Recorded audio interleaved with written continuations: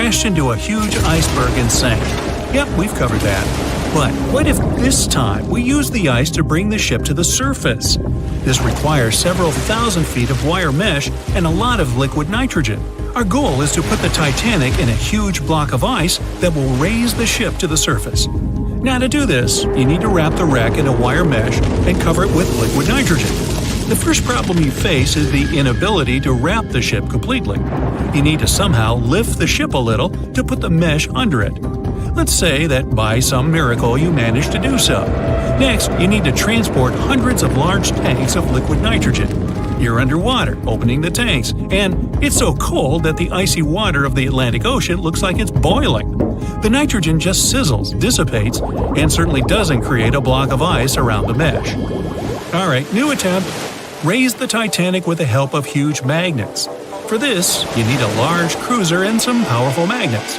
You attach thick cables to the magnets and lower them to the bottom. Bright projectors illuminate the black ocean depths. Parts of the wreck are visible.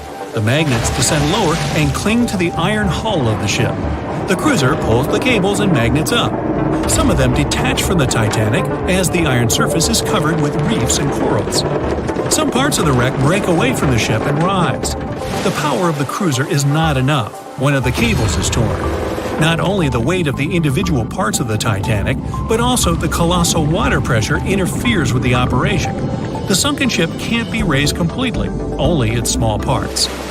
In reality, there has already been an attempt to raise the Titanic in parts. The $5 million operation failed. Nylon slings were attached to a large part of the wreck. The other ends of the slings were connected to the diesel engines. For the entire operation, they used a mini submarine. A piece of the Titanic weighing 21 tons was pulled up, but one of the slings broke because of the strong water pressure. Then, one by one, the other cables began to snap, and a huge piece fell back to the seafloor. By this time, all the participants of the rescue operation had run out of food supplies, and it was far from the nearest shore, so they decided not to make a second attempt. A book was written and a movie was made about how the Titanic was lifted with compressed air. In reality, no one even attempted this operation. To do this, you'd need several hundred large cylinders of compressed air. At first, you install them inside the Titanic's hull and wait for them to pull the ship to the surface. As soon as you lower the cylinders under the water, they immediately float upwards. This greatly complicates the operation. You need to fasten the cylinders with cables and pull them down to the bottom using a powerful submarine, or better yet, several of them. Because of the high pressure, the cylinders might burst. In this case, the blast wave would hit other cylinders and provoke a catastrophe. Too expensive and unsafe. The most expensive and complex plan to raise the Titanic is probably the one where scientists somehow extract hydrogen and oxygen from the ocean water. Then, these extracted elements must fill special containers. Those containers are attached to the ship, and the Titanic would rise to the surface. Even if you extract oxygen and hydrogen from millions of tons of water, the rest of the ocean water will replace it. A machine that will be capable of such filtering should cost billions of dollars. Or you can come up with a chemical element that will use a chain reaction to purify all the water. In this case, the entire world ocean will be left without vital oxygen. Someone once suggested blowing up the Titanic. You'd need to lower several boxes of dynamite to the ocean floor. The boxes must be completely sealed to prevent the dynamite from getting wet. Next, you need to run several miles of wire conducting an electrical current to them. Once all this is done, you sail to a safe distance. Now, you're going to press the button to pass the current through the wire and activate the dynamite. 3, 2, 1, stop! Why would you do this? Even if it works, the wreckage of the Titanic will be scattered in all directions on the seabed. It will be impossible to lift the Titanic from the ocean. Imagine a huge hook that can fetch the Titanic and lift it from the bottom like a fish. This hook must be huge to pick up a sunken ship. Let's say you created it. Next, you're on a huge cruiser, sailing up to the crash site and lowering the hook down like an anchor. It falls right on the Titanic but doesn't cling to it. You need special equipment to attach a bus-sized hook to the Titanic. It would include a huge submarine with mechanical arms. To build such a device and make it work under enormous pressure is already next to impossible. But let's say you finally managed to hook the Titanic. It's then you realize the cruiser doesn't have enough power to lift the ship, weighing more than 50 tons, and the hook that adds about 10 tons more. To complete your task, you'll need a few more cruisers and a few extra $1 million. Once hot wax cools, it hardens and floats on the water surface. What if we deliver it to the ocean floor and pour it inside the Titanic? This may work, given that wax is not an expensive material. So you melt the wax, pour it into strong tanks, and pull them to the bottom with the help of a submarine. The tanks can withstand enormous pressure, and the submarine has enough power to lower the wax to such a depth. The containers are placed inside the Titanic. Through a remote control, you open the containers, but the wax doesn't pour out. The deeper you go, the colder the water gets. While you were delivering the containers to the ship, the wax was cooling down and getting solid inside. Several containers are pressed against the top of the ship, but it's not enough to lift the Titanic. Other containers simply float away to the surface. And even if the containers were thermostatic and kept hot inside all the time, once released, the wax would solidify in an instant. There would just be no time for it to spread and cover the Titanic from within, so it would just float up as well. Alright, you fill several large and sturdy bags with Vaseline. This substance acts just like wax in the cold. It gets solid and floats. You want to put bags all over the Titanic and just wait for the Vaseline to bring it up. You load the bags into the submarine and descend to the ocean floor. Some parts of the ship can't be reached because of the clinging corals. You decide to unload all the bags in one place, but as soon as you take Vaseline out of the submarine, the bags tear due to the strong pressure. Solid pieces of Vaseline float up, pushed by the water. Mission failed. The craziest idea is to fill the Titanic with millions of ping pong balls. Small plastic balls filled with air should push the ship to the surface. But as soon as you start to lower them to the bottom, the plastic immediately flattens and all the air from the balls pops out.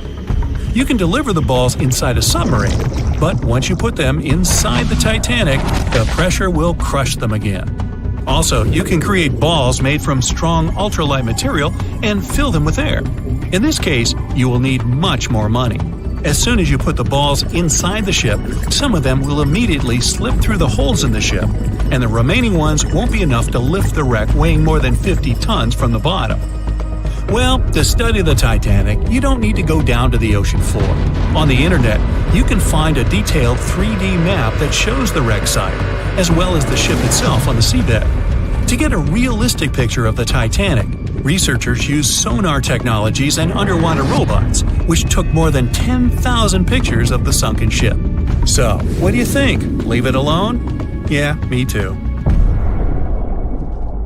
Thick fog is rising over the ocean as the sun is slowly sinking towards the horizon.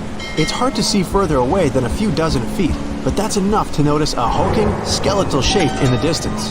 As your ship approaches the figure, your heart beats faster, and then you make out the details of another vessel, abandoned by the looks of it. Ghost ships do exist, and their mysteries aren't always solved. Take MV Hoya, for example. It was a wooden vessel built in 1931 as a luxury yacht. It had served well to various people over 20 years before it was bought by a Samoan sailor and became a merchant ship. In 1955, though, Hoya's service came to an abrupt and mysterious end. On October 3rd, it set sail for another trading voyage that should have taken no more than 48 hours. Delays happen in the sea, so when Hoya didn't arrive on October 5th as scheduled, there was little worry yet. But then it failed to come on the following day too. There was no distress signal or any other sign of Hoya's presence anywhere between its departure and arrival points.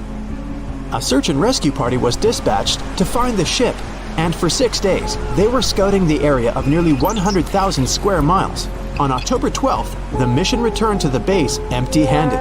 Hoya vanished without a trace. It was only a month later that another merchant ship, Tuvalu, noticed the missing vessel far away from its route, drifting in the open sea and listing heavily. The sailors boarded the ship and found that all of its crew and passengers, 25 people total, were missing, along with all the cargo the vessel had been carrying.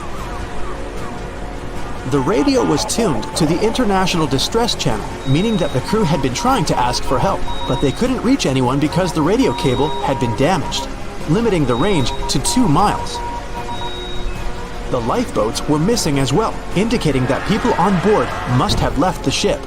Unfortunately, they seem to have taken the logbook with them, leaving the rescue team clueless as to what had happened. Even today, the mystery of MV Hoya hasn't been solved yet. No one knows where the crew and passengers had gone and what had caused them to leave. SV Carol A. Deering wasn't a ghost ship in the usual sense of the word. There are no sightings of it in the open sea. Instead, it was found on the shore, but the circumstances of it running aground are a puzzle shrouded in mystery. Carol A. Deering was built in 1919 in Maine, and it was a large vessel made for commercial voyages. Unfortunately, despite its large cost of construction, it had only served for a year before its last trip. July 19, 1920. The ship was traveling from Puerto Rico to Rio de Janeiro via Newport News to deliver a cargo of coal. It was almost halfway to the final destination when the captain fell seriously ill, and the crew turned back to drop him and his son off and replace the captain. The voyage went without incident, but when it came to Barbados in December to resupply, there were strange moods among the crew. The first mate didn't seem to be happy with the new captain. No one paid much attention to it back then, when they probably should have.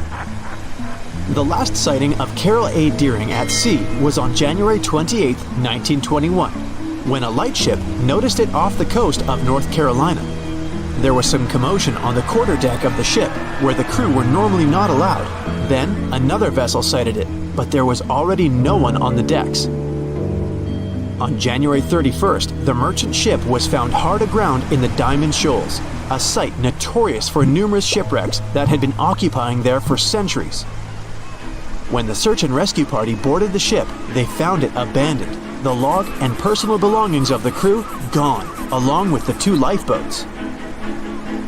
There is still no answer to what happened on board of Carol A. Deering that January, although the most popular version was mutiny.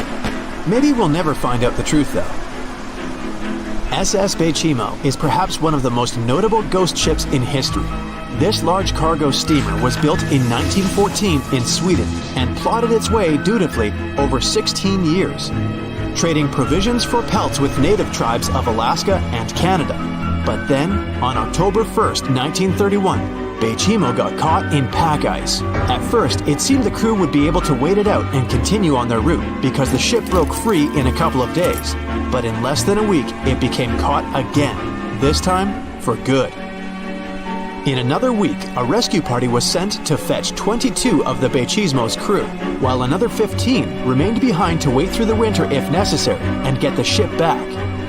But a month later, after a powerful blizzard struck their camp, the sailors went out of their shelters only to find the ship gone. Luckily, a few days later, a native hunter told them Bechimo hadn't been lost yet. He'd seen it about 45 miles from where they had been stationed. They managed to track it down, but decided the ship wouldn't survive the winter. So they took the most valuable cargo from its hold and abandoned it. They were wrong though. SS Bechimo did survive that winter, and many more that followed. When the ice broke, it sailed away on its own, drifting listlessly along the shores of Canada and Alaska. There were numerous sightings of the ghost ship, sometimes adrift in the open sea, and at other times stuck in the pack ice again. People attempted to board and salvage it, but weather conditions or lack of equipment always prevented them. SS Bechimo was last sighted by native Alaskans in 1969, 38 years after its abandonment. What became of it later remains unknown. The story of SS Orang Medan is one of the most puzzling and harrowing ghost ship stories of the 20th century. No one even knows for sure if the ship even existed in the first place. It wasn't recorded in Lloyd's Shipping, the International Register of Ships, which makes it either a tall tale or a vessel that avoided being officially recognized for some shady reasons. In any case, the accounts as to what happened to the Medan vary. According to most reports, it was carrying some unknown cargo in the Indonesian waters when a distress call was received by another ship in the vicinity. the officer on duty heard an SOS message, but its contents are different depending on the accounts. The message did not repeat, and the crew of Maydan didn't answer to any attempts to contact it back. The ship that received the distress call hurried to the rescue, but they only reached the vessel the following day, when it was already drifting and slightly listing. When the rescuers boarded the ship, they found that none of the crew had survived. However, one lifeboat was missing, which implied that there was at least one crew member who managed to escape. What happened to the rest of the people on board remains a mystery to this day. Still, there are no hard facts about this story, so we might never find out whether SS Orang Medan was actually a ship and not a thing of fiction. SV Zabrina was a 3-mast sailing barge built in 1873 for river trade ships in South America. She served for well over 4 decades, proving to be a sturdy and reliable ship. It was later transferred to Europe, where it continued serving its purpose well. But then, in October 1917, Zabrina set sail on a regular voyage only to be found ashore several days later. Mysteriously, although the ship was perfectly intact, the entire crew of 5 and the captain were gone. There is no direct evidence or hard facts as to what really happened that day. The most convincing theory is that the crew were washed away from the deck because of an underwater explosion. And then the ship sailed ahead without them, but the truth, as always, remains unknown. Ships have been around for at least 6,000 years, dating back to ancient Egypt. I wasn't around then. In the beginning, they were used for business purposes only, mostly trading and exploring. Ships as an attraction only became a thing a bit over 100 years ago. You might think it was the infamous Titanic, but you'd be wrong. The first cruise ship that took passengers on a voyage was a German ship called Prinzessin Victoria Luisa. It was launched in 1900 and served for 6 years. Of course, now they are more advanced and last longer, around 30 years. After that use-by date, it's no longer safe to travel due to metal fatigue, most often of the ship's hull. So, since ships don't have too long of a lifespan, it makes sense to build them big.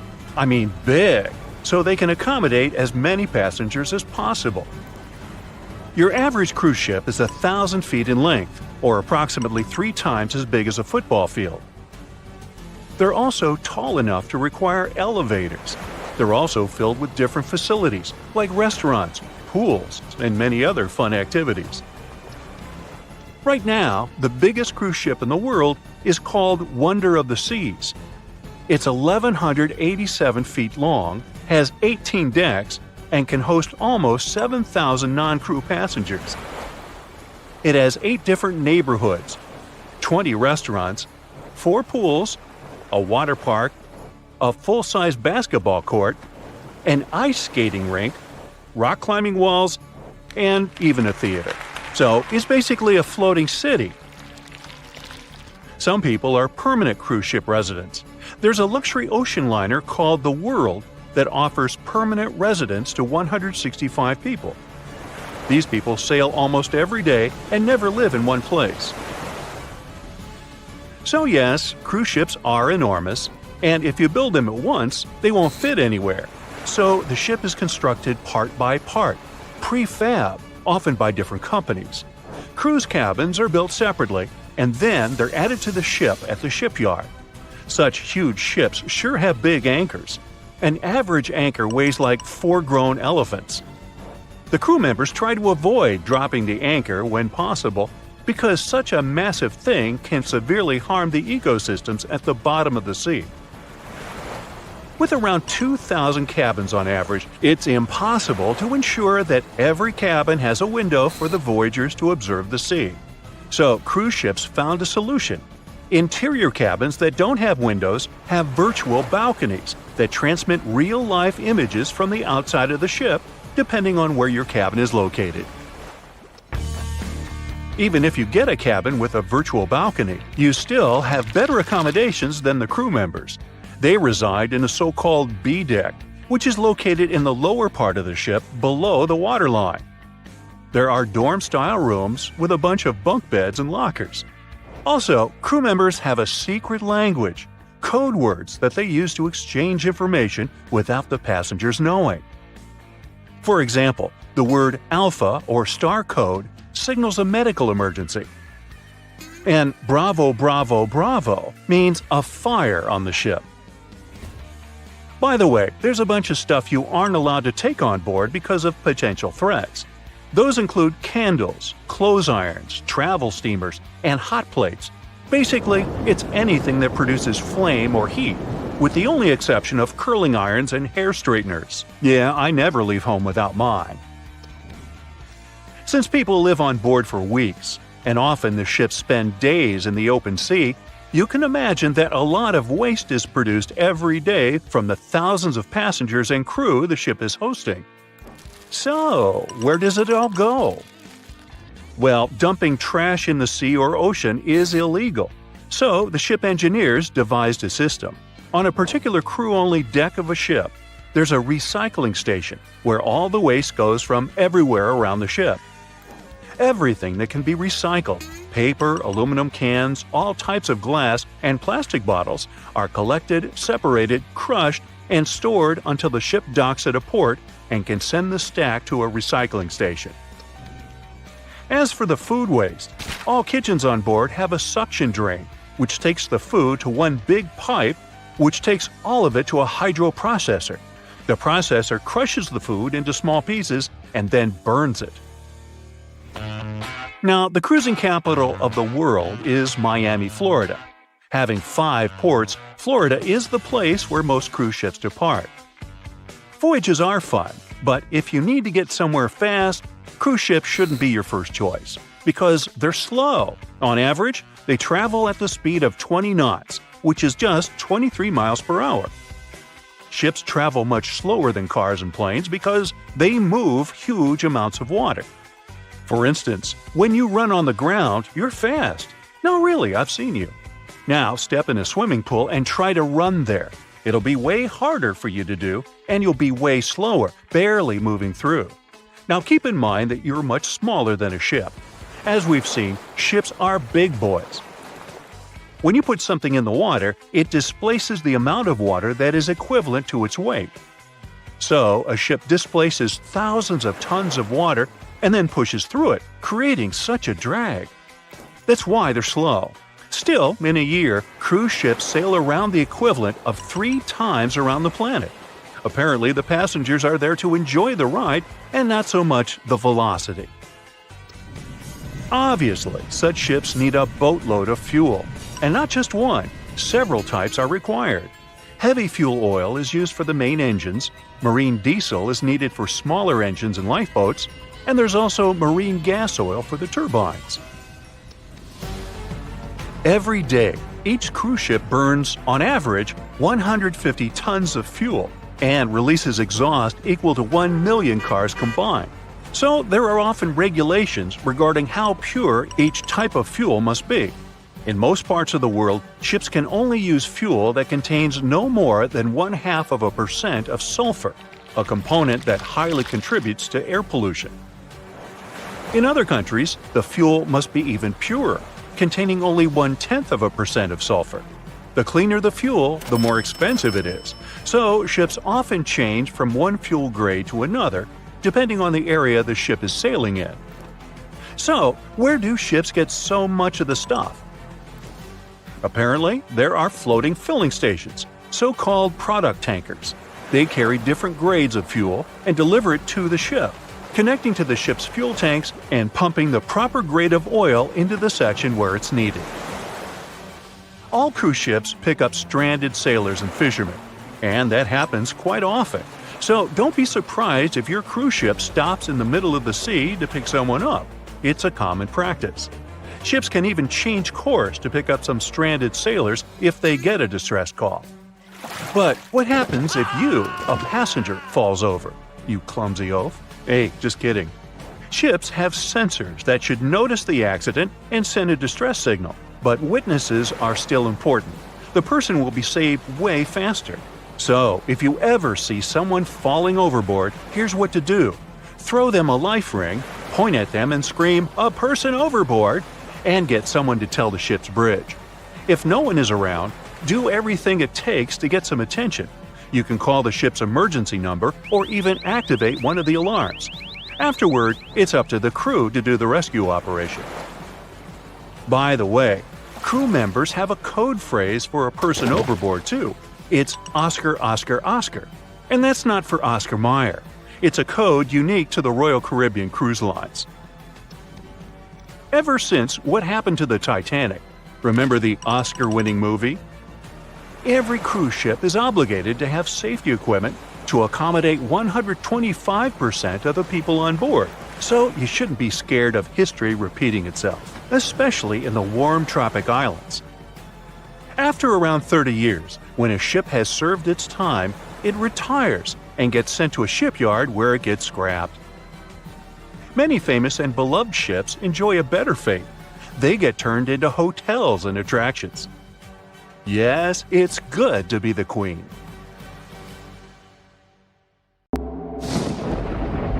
There's a ship drifting somewhere in the ocean without a crew. The last time someone saw it was over 50 years ago. Its story reminds of that of the Flying Dutchman, a ship that's bound to sail forever and bring disaster to whoever sees it at sea. At least the legend says so.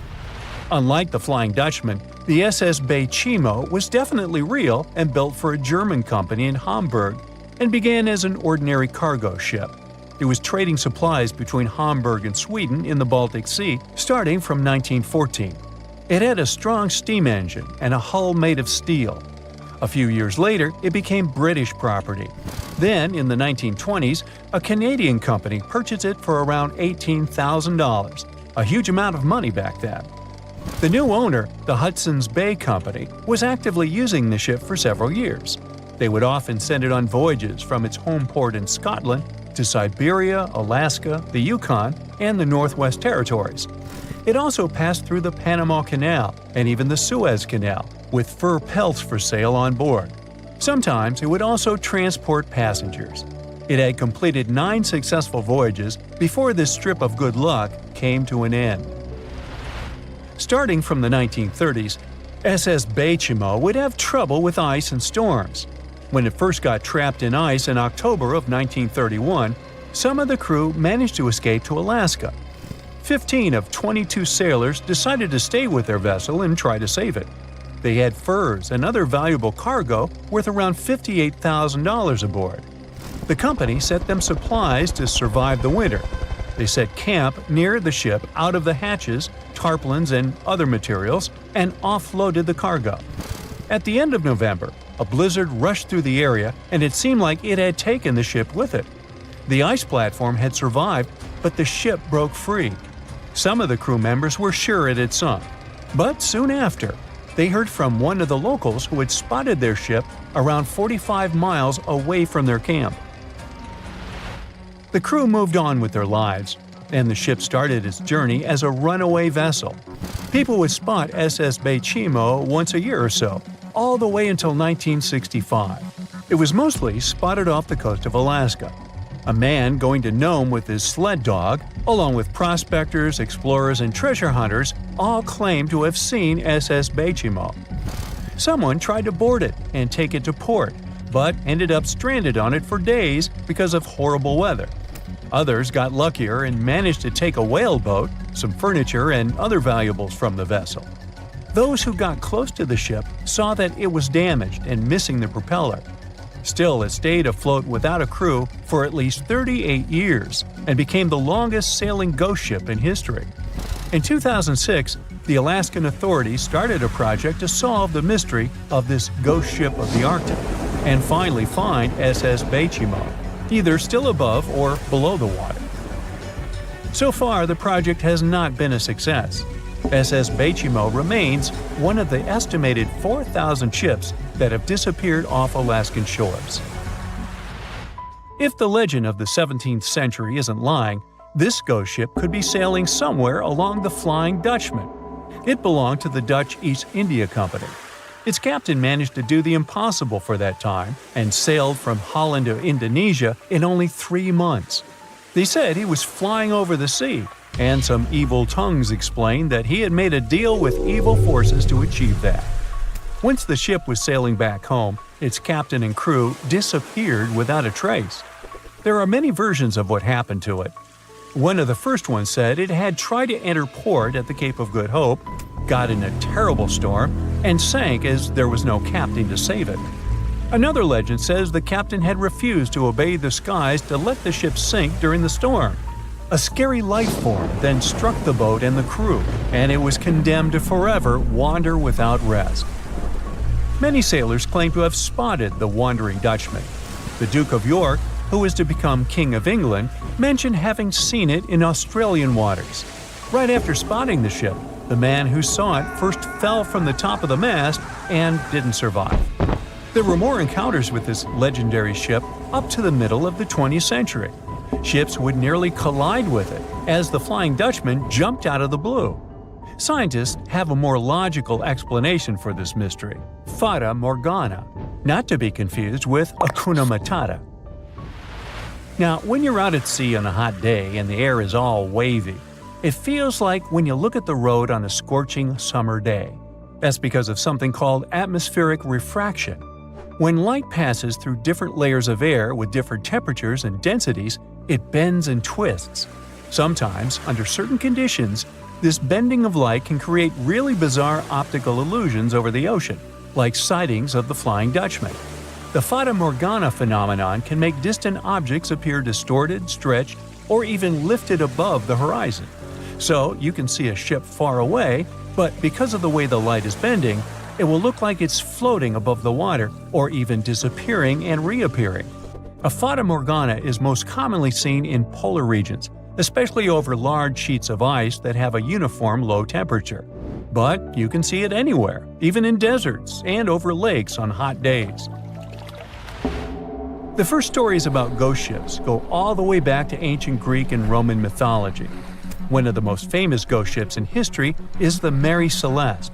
This brigantine was traveling from New York City to Genoa and was fully stocked with provisions. The Lady Lovibond was another legendary schooner that is believed to have been wrecked off the coast of Kent in the middle of the 18th century. The story tells that the ship's captain, Simon Reed, had just got married and took his bride on board for a celebratory cruise, despite the superstition that it could bring bad luck. They were on their way to Portugal when the first mate, who is also in love with the captain's new wife, went mad because of jealousy, attacked another crew member, and then took over the wheel and steered the ship straight into the dreaded Goodwin Sands. No one aboard survived, and the schooner is said to reappear as a ghost vessel every 50 years. In present times, many vessels become abandoned and turned into ghost ships intentionally. There are thousands of them floating in U.S. rivers, lakes, channels, and coastal waters. Some people lose their boats in storms and other extreme weather. Others have to abandon their boats because maintaining them can cost 10% of the boat's price. Plus, docking a vessel can add up to several $1,000s every year. Most boats have been made of fiberglass, so an owner can't just recycle them as scrap metal. So, once they want to get rid of it, they often tie it to a dock and sneak away, or leave it floating far away from the shore, or just try to sink it. When ghost ships sink in shallow waters, they can cause damage to coral reefs, mangroves, marshlands, oyster habitats, and wetlands. Plus, they can collide with unsuspecting regular ships and cause real trouble. So, don't do that. Enough said. It's 2018. You get up early in the morning to go ashore and catch some fish. You come to the spot you were yesterday, throw the hook into the sea, and wait. The float is twitching. You've caught some fish, but hey, hello? Why aren't you doing anything? Right now, you don't care about the fish. You're looking at something in the distance. You open your mouth in surprise since you see a huge ship stuck on a shoal.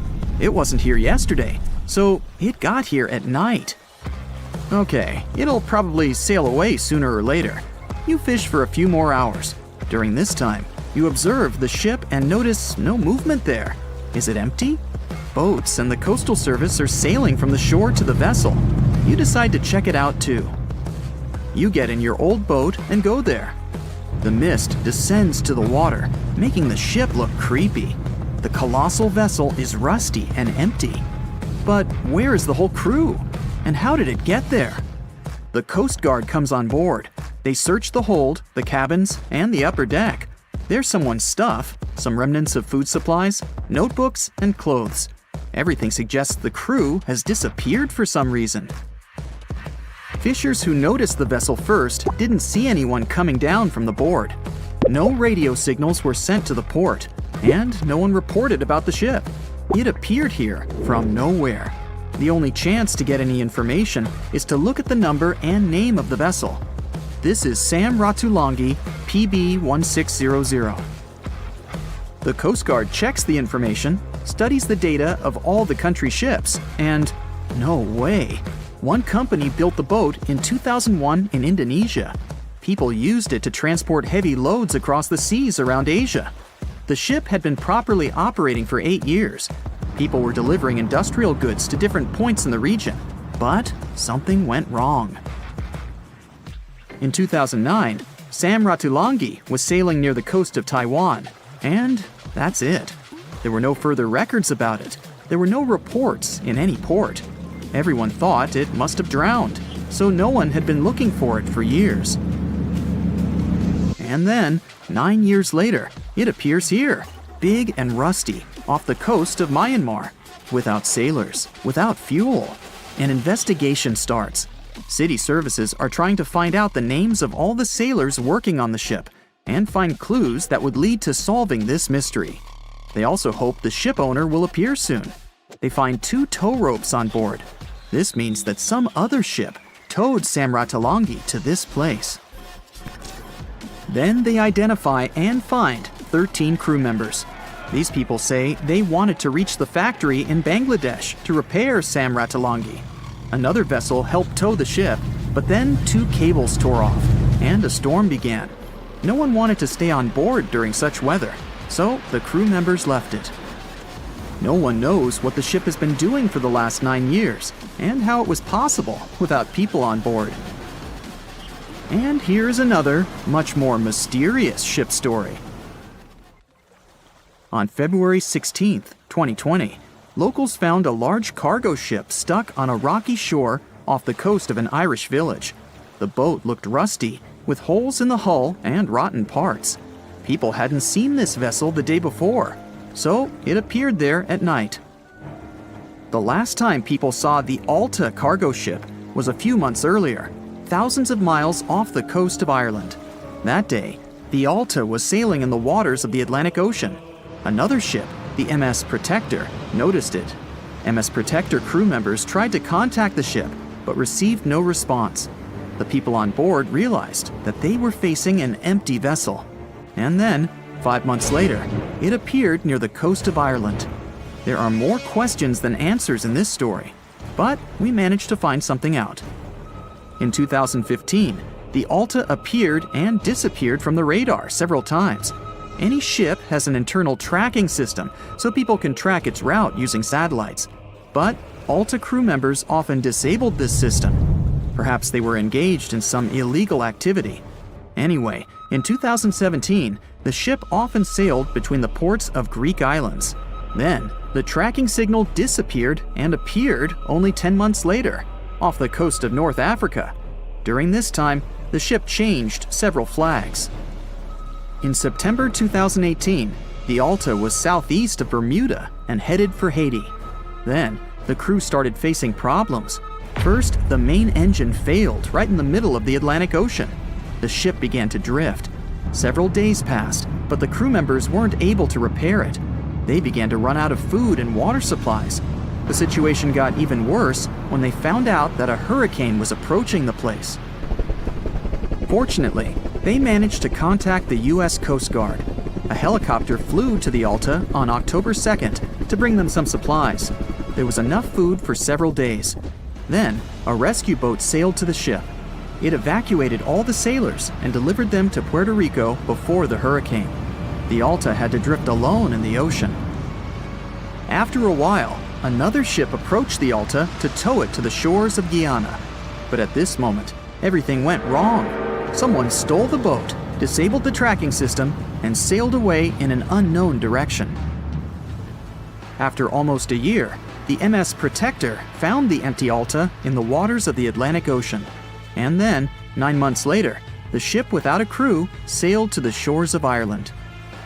How did it manage to travel across the Atlantic and get to the coast of Ireland? It's still a mystery. Maybe it was just luck. No one else saw the ship all this time. It was just covering huge distances, surviving storms. Who's the captain? What happened to the thieves? Who owns the ship now?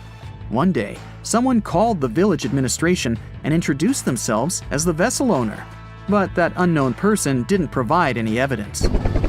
They found several barrels of oil on the ship, which they took away by helicopter. The Alta was rusting. Corrosion of metal could damage the environment. The vessel had no commercial value, yet it would have taken millions to get rid of it. There were 3 options for what to do: leave the ship where it was, tow it into the sea and let it sink, or disassemble it for scrap. But nature had its own plans. Storms and strong waves split the hull into 2 parts. The Alta was drifting without a crew in the waters of the Atlantic Ocean for about 2 years. But this is nothing compared to a ship that was traveling for 38 years. The record belongs to the SS Bechimo. It was a merchant vessel owned by some trading company. In 1931, the ship found itself on the ice off the coast of Alaska. Its movement slowed down. A thick layer of ice blocked the ship, and a strong storm only made the situation worse. The blizzard was so intense that the crew members couldn't see anything but a white veil in front of their eyes. Sailing any further was impossible. The team had to wait for the storm to end. They waited for a day, 2, 3 days. A week had passed, but the snowstorm was only getting stronger. Then, one day, it grew weaker. The crew members split into 2 teams. The first team went to the nearest city. The second group, along with the captain, stayed on board. They set up camp next to the ship and waited for the blizzard, which had started again, to end. There was 0 visibility. And finally, one day, the storm was over. Great! And now, wait a minute. But where is the ship? The SS Bechimo just disappeared during the blizzard. The captain was sure that the ship had sunk, so he left along with the crew. Then, a week later, they saw the vessel drifting near the area where they had lost it. The hull was damaged so severely that it was unsafe to sail on it. Repairing the ship would be pointless and expensive, so the captain decided to abandon it. He was sure that it would go underwater sooner or later, but it stayed afloat for the next few days, the next few months, and a few years. People had reported seeing it at various points along the coast of Alaska for 38 years. The last record of the SS Bechimo is dated 1969. Those who saw it claimed the ship was completely frozen, almost merged with the ice. Some people planned to start an expedition to find the ship, but all attempts were unsuccessful. The vessel is probably lying somewhere on the deep sea floor. A Portuguese archaeologist just discovered a bunch of sunken ships filled with gold, including a Spanish galleon with 22 tons of gold and silver. This much gold today is worth about $2 billion, and this is the money from one ship alone. Archaeologist Alexandre Monteiro made this discovery almost by accident.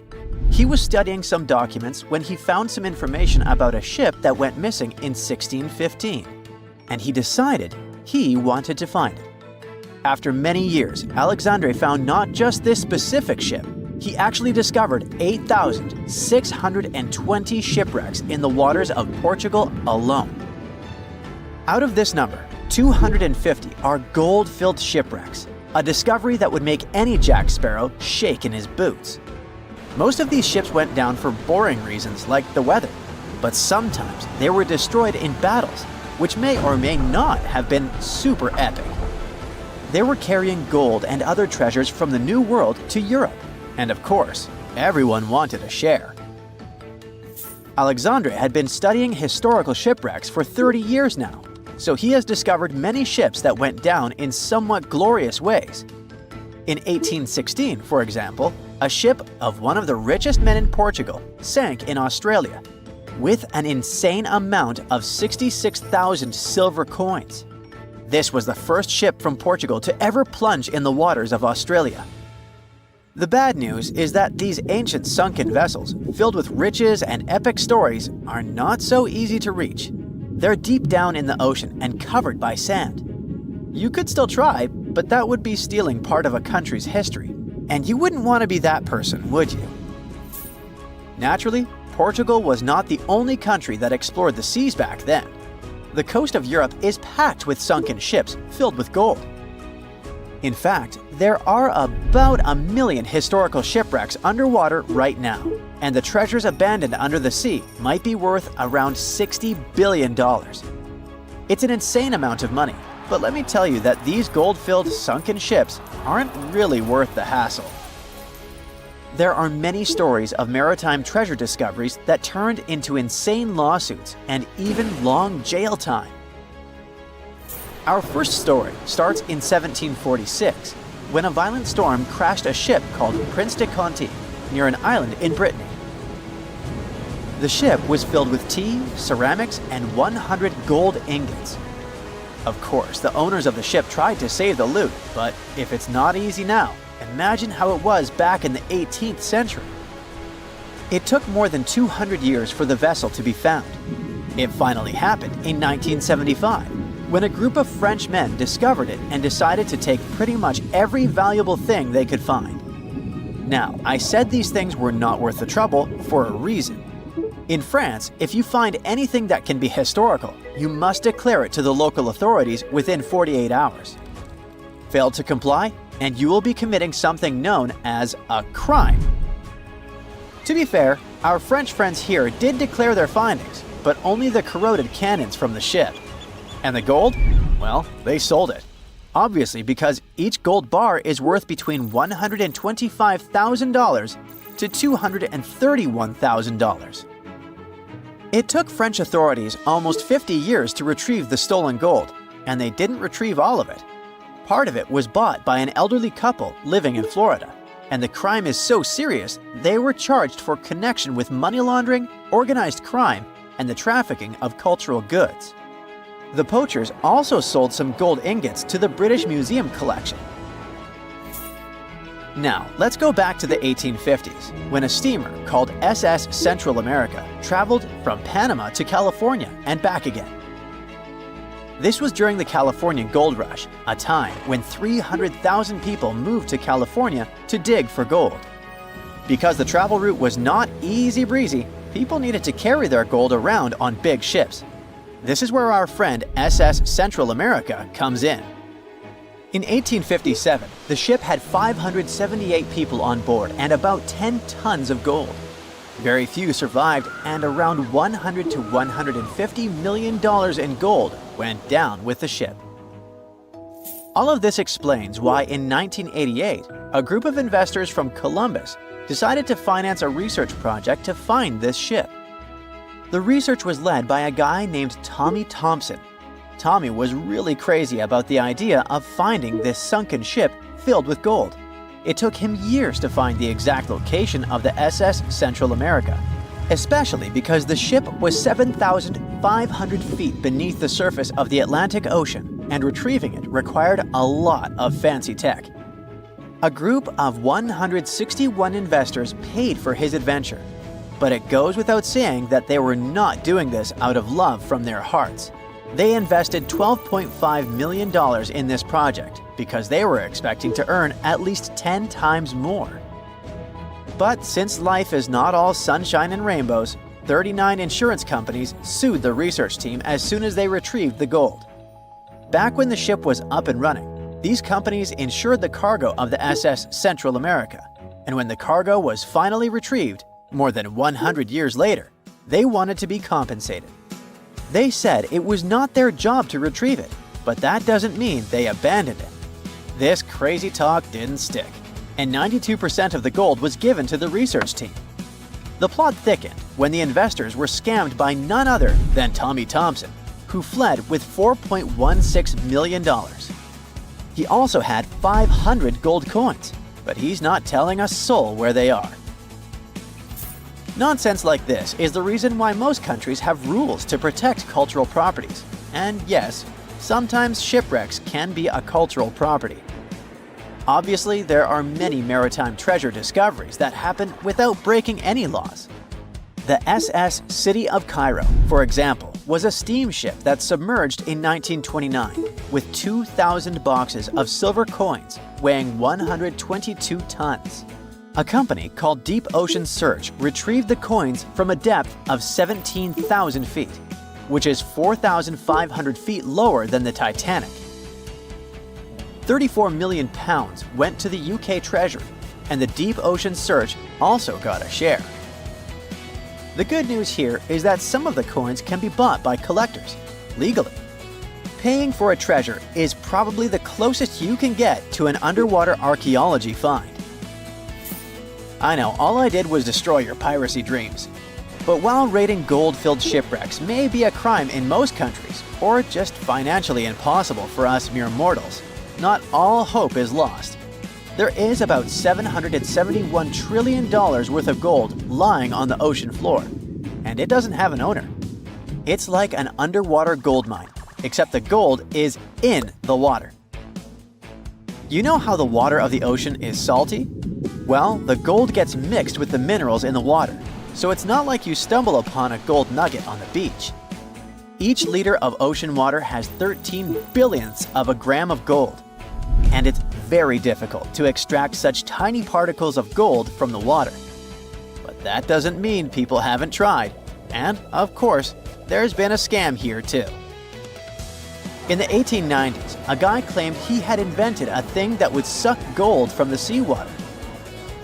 When he got enough money, he fled the country with the cash. If you really want to get some gold, you could try to extract it from the Earth's core, which has 1.6 quadrillion tons of gold. There's 16 times more gold in the Earth's core than what humans have mined in the whole of history. No hoax involved here, because nobody has dared to go down there yet. With archaeologists discovering gold-filled sunken ships out and about, maybe we can make our own maritime treasure discoveries, or at least save enough money to buy some silver coins. The lookout shouts, "Iceberg right ahead!" The Titanic strikes the ice. Water starts flooding in. Third-class passengers are locked up. There aren't enough lifeboats for everyone. Panic sets in. Violins are playing. The ship sinks. Well, we all know the story of the movie Titanic like the back of our hand by now. But what if I told you that Hollywood lied to us? To tell the real story of what happened that freezing night in 1912, we need to rewind a bit. The lookout shouts, "Iceberg right ahead!" Yep, that part was true. Just before 11:40 at night, Frederick Fleet noticed something darker than the sea directly ahead. As the ship got closer, he realized it was an iceberg. The engines were quickly reversed and the ship turned sharply.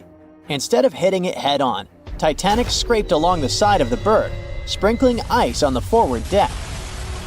If you remember, in the movie, Jack and Rose are having a romantic moment when they feel the ship shudder after hitting the iceberg. Everything shakes as if they were in the middle of a light earthquake. Some real-life passengers reported feeling something similar after the impact, but according to Titanic survivor Frank Prentice, it wasn't exactly like that. He said there was no impact as such, and it all felt more like slamming on your car brakes. The ship stopped, and that was that. Some people even slept right through the collision, confirming that there wasn't such an abrupt impact. Mr. Prentice, curious about what had happened, left his cabin and went out to the deck. When he got there, all he could see was a little ice on the surface, not the towering iceberg that Jack and Rose saw. But as we all know by now, the real damage happened below the waterline, where the iceberg had a jagged spur that slashed a 300-foot gash in Titanic's hull. Once the crew realized how severe the damage was, they immediately began sending distress calls to nearby ships, asking for help. At some point in the movie, the radio operator goes to the captain and says there is only one ship nearby, the RMS Carpathia, which later ends up rescuing many passengers. But in real life, there were more ships around. It's believed that the SS Californian was only about 23 miles away. This ship might have actually seen the Titanic sinking, or at the very least, seen its rockets exploding high in the sky. Yet, for reasons we will never fully understand, they didn't try to help. Let's get back to the story. Now, people need to get off the ship. At 12:45, lifeboat number 7 was the first to be lowered. Just like in the movie, women and children were told to go first. But in reality, some women were hesitant and even refused to get into the lifeboats. Mr. Prentice said this happened mainly for 2 reasons. First, these lifeboats were high and passengers were terrified of the 70-foot drop from the deck to the ocean below. And second, most women didn't believe the Titanic would actually sink. It was called unsinkable after all. So the idea of getting into a lifeboat seemed pointless at the time. This mindset probably explains why Eloise Smith, a first-class passenger, recalled that there was no panic or chaos at first. Other survivors backed this up, saying that no women or kids were crying. But one thing that was indeed concerning, at least for the crew, was the possibility that the lifeboats might buckle under too much weight. This is one of the theories why the first few lifeboats left carrying only a fraction of their full capacity. Like lifeboat number 7, which only carried 27 people in it, even though it could hold up to 65. In total, Titanic had 20 lifeboats, which could carry about half of the 2,200 people on board that night. But that didn't happen. And now we know the passengers had no idea there weren't enough for everyone. As women were calmly getting into the first lifeboats, musicians headed up to the deck. Their only goal was to play and keep the passengers calm. That's a pretty well-known fact. But the real story is that some survivors said they never saw or heard the band. No violinists whatsoever. It's not like Hollywood misled you though. The musicians did play for over 2 hours after the ship had hit the iceberg. So maybe these passengers were just too panicked to notice the songs, or the musicians started playing later than we think. Now, it's time to talk about the terrible treatment that third-class passengers received. The movie portrayed the crew as cruel, locking the less fortunate below deck like animals, giving them no chance to reach the lifeboats and save their lives. But the official inquiry into the disaster suggested that wasn't true.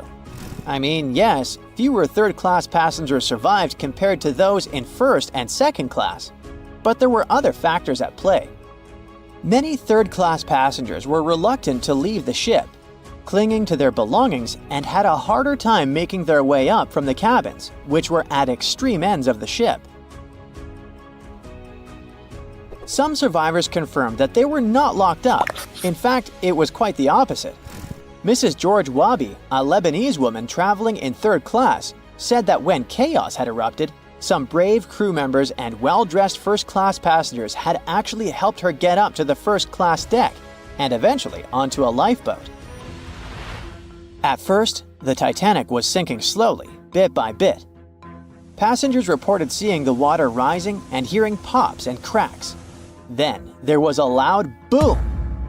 Some said there had been just one explosion, while others described it as a series of smaller explosions, which they'd thought had been the bulkheads giving way. And there's also a group of people who said they had only heard a rumbling sound. So not everyone agreed on the sound they had heard, but one thing is a fact. By 2:18 in the morning, the lights on Titanic went out, and the ship plunged into complete darkness. As the bow continued sinking, the stern rose out of the water, putting immense pressure on the middle of the ship. This caused the Titanic to break in two. In James Cameron's movie, this moment is pretty dramatic, with the ship sinking almost straight down into the water. But in reality, the break probably happened at a much lower angle, likely just below the waterline. Even so, it tilted enough that people couldn't stay on their feet and started sliding into the water.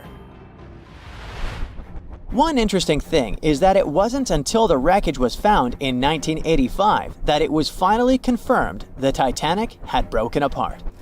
Up until then, survivors had given conflicting stories. At least 8 survivors claimed they had seen the ship split. Emily Ryerson, a first-class passenger, described it as if the Titanic had been sliced in half with a knife.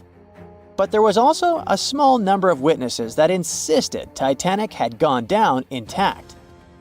At the time, this theory was more accepted because most people still didn't believe that the supposedly indestructible ship could break in half. So why the conflicting reports? Okay, so what you don't see in the movies, for obvious reasons, is how incredibly dark it was when the tragedy happened. It was like being in a room with no light, where you can only make out shapes and shadows. That's what it was like on the lifeboats. This means passengers couldn't really see what was happening, and most of those who were close to the ship either lost their lives or were too focused on trying to survive to pay attention to the details of the wreck.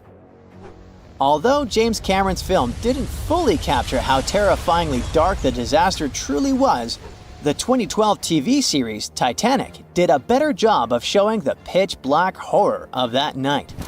Even then, the reality was much darker and more terrifying than either of these two productions could portray. It has recently become a popular location for many tourists looking for the perfect place to get away from it all. If you're lucky enough to catch a sunny day here, it's like no other, I can assure you. Chances are, you'll end up having loads of foggy days, but let's be honest, they have a special allure of their own. This enchanting smile-shaped island is called Sable Island. It's located 190 miles from mainland Nova Scotia. It wasn't accessible to the general public until 2013. That's when it was added to the list of National Parks of Canada. You can get here either by plane or by water. But what's so enchanting about this place anyway? There must be something since the yearly tourist count is growing every year. Firstly, there's a spectacular number of wild horses here. There are between 200 and 500 horses roaming free all over the island. There's also a large population of gray seals. The place is also the only breeding location of a rare bird species called the Ipswich sparrow.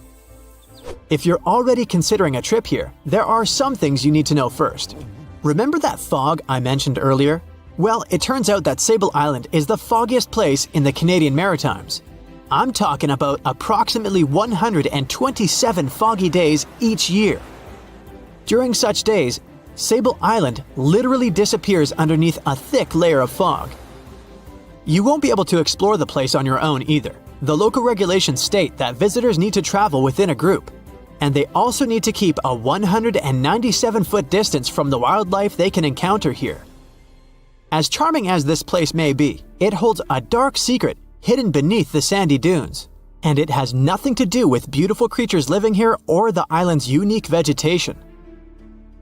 Apart from being known from its horses and seals, Sable Island is infamous for an overwhelming number of shipwrecks. Over the years, about 350 ships have ended their lives here, on these sandbars. When survivors described their experiences, they usually mentioned harsh weather conditions near this mysterious island. The island also made its way into literature when it was described in a book called The Perfect Storm, which was written by Sebastian Junger and published in 1997. The book was so successful that it was later adapted for the big screen in 2000, with George Clooney playing the leading role. The first recorded shipwreck near Sable Island dates back to 1583. The boat was named the HMS Delight and was under the command of British adventurer and explorer Sir Humphrey Gilbert. Only 17 people managed to survive the catastrophe by escaping in a small boat. Records mention that they spent 7 days at sea before reaching the shores of Newfoundland. In 1884, another vessel named the Nicosia struggled in the thick fog as well. The ship was completely destroyed, but fortunately, all 18 crew members managed to survive. The captain's son was almost lost at sea when a lifeboat capsized when he was climbing into it. he somehow managed to stay underneath the lifeboat, which was completely submerged. When this lifeboat righted, he eventually emerged from the water and was rescued for the second time. The years between 1947 and 1999 were relatively quiet on the island.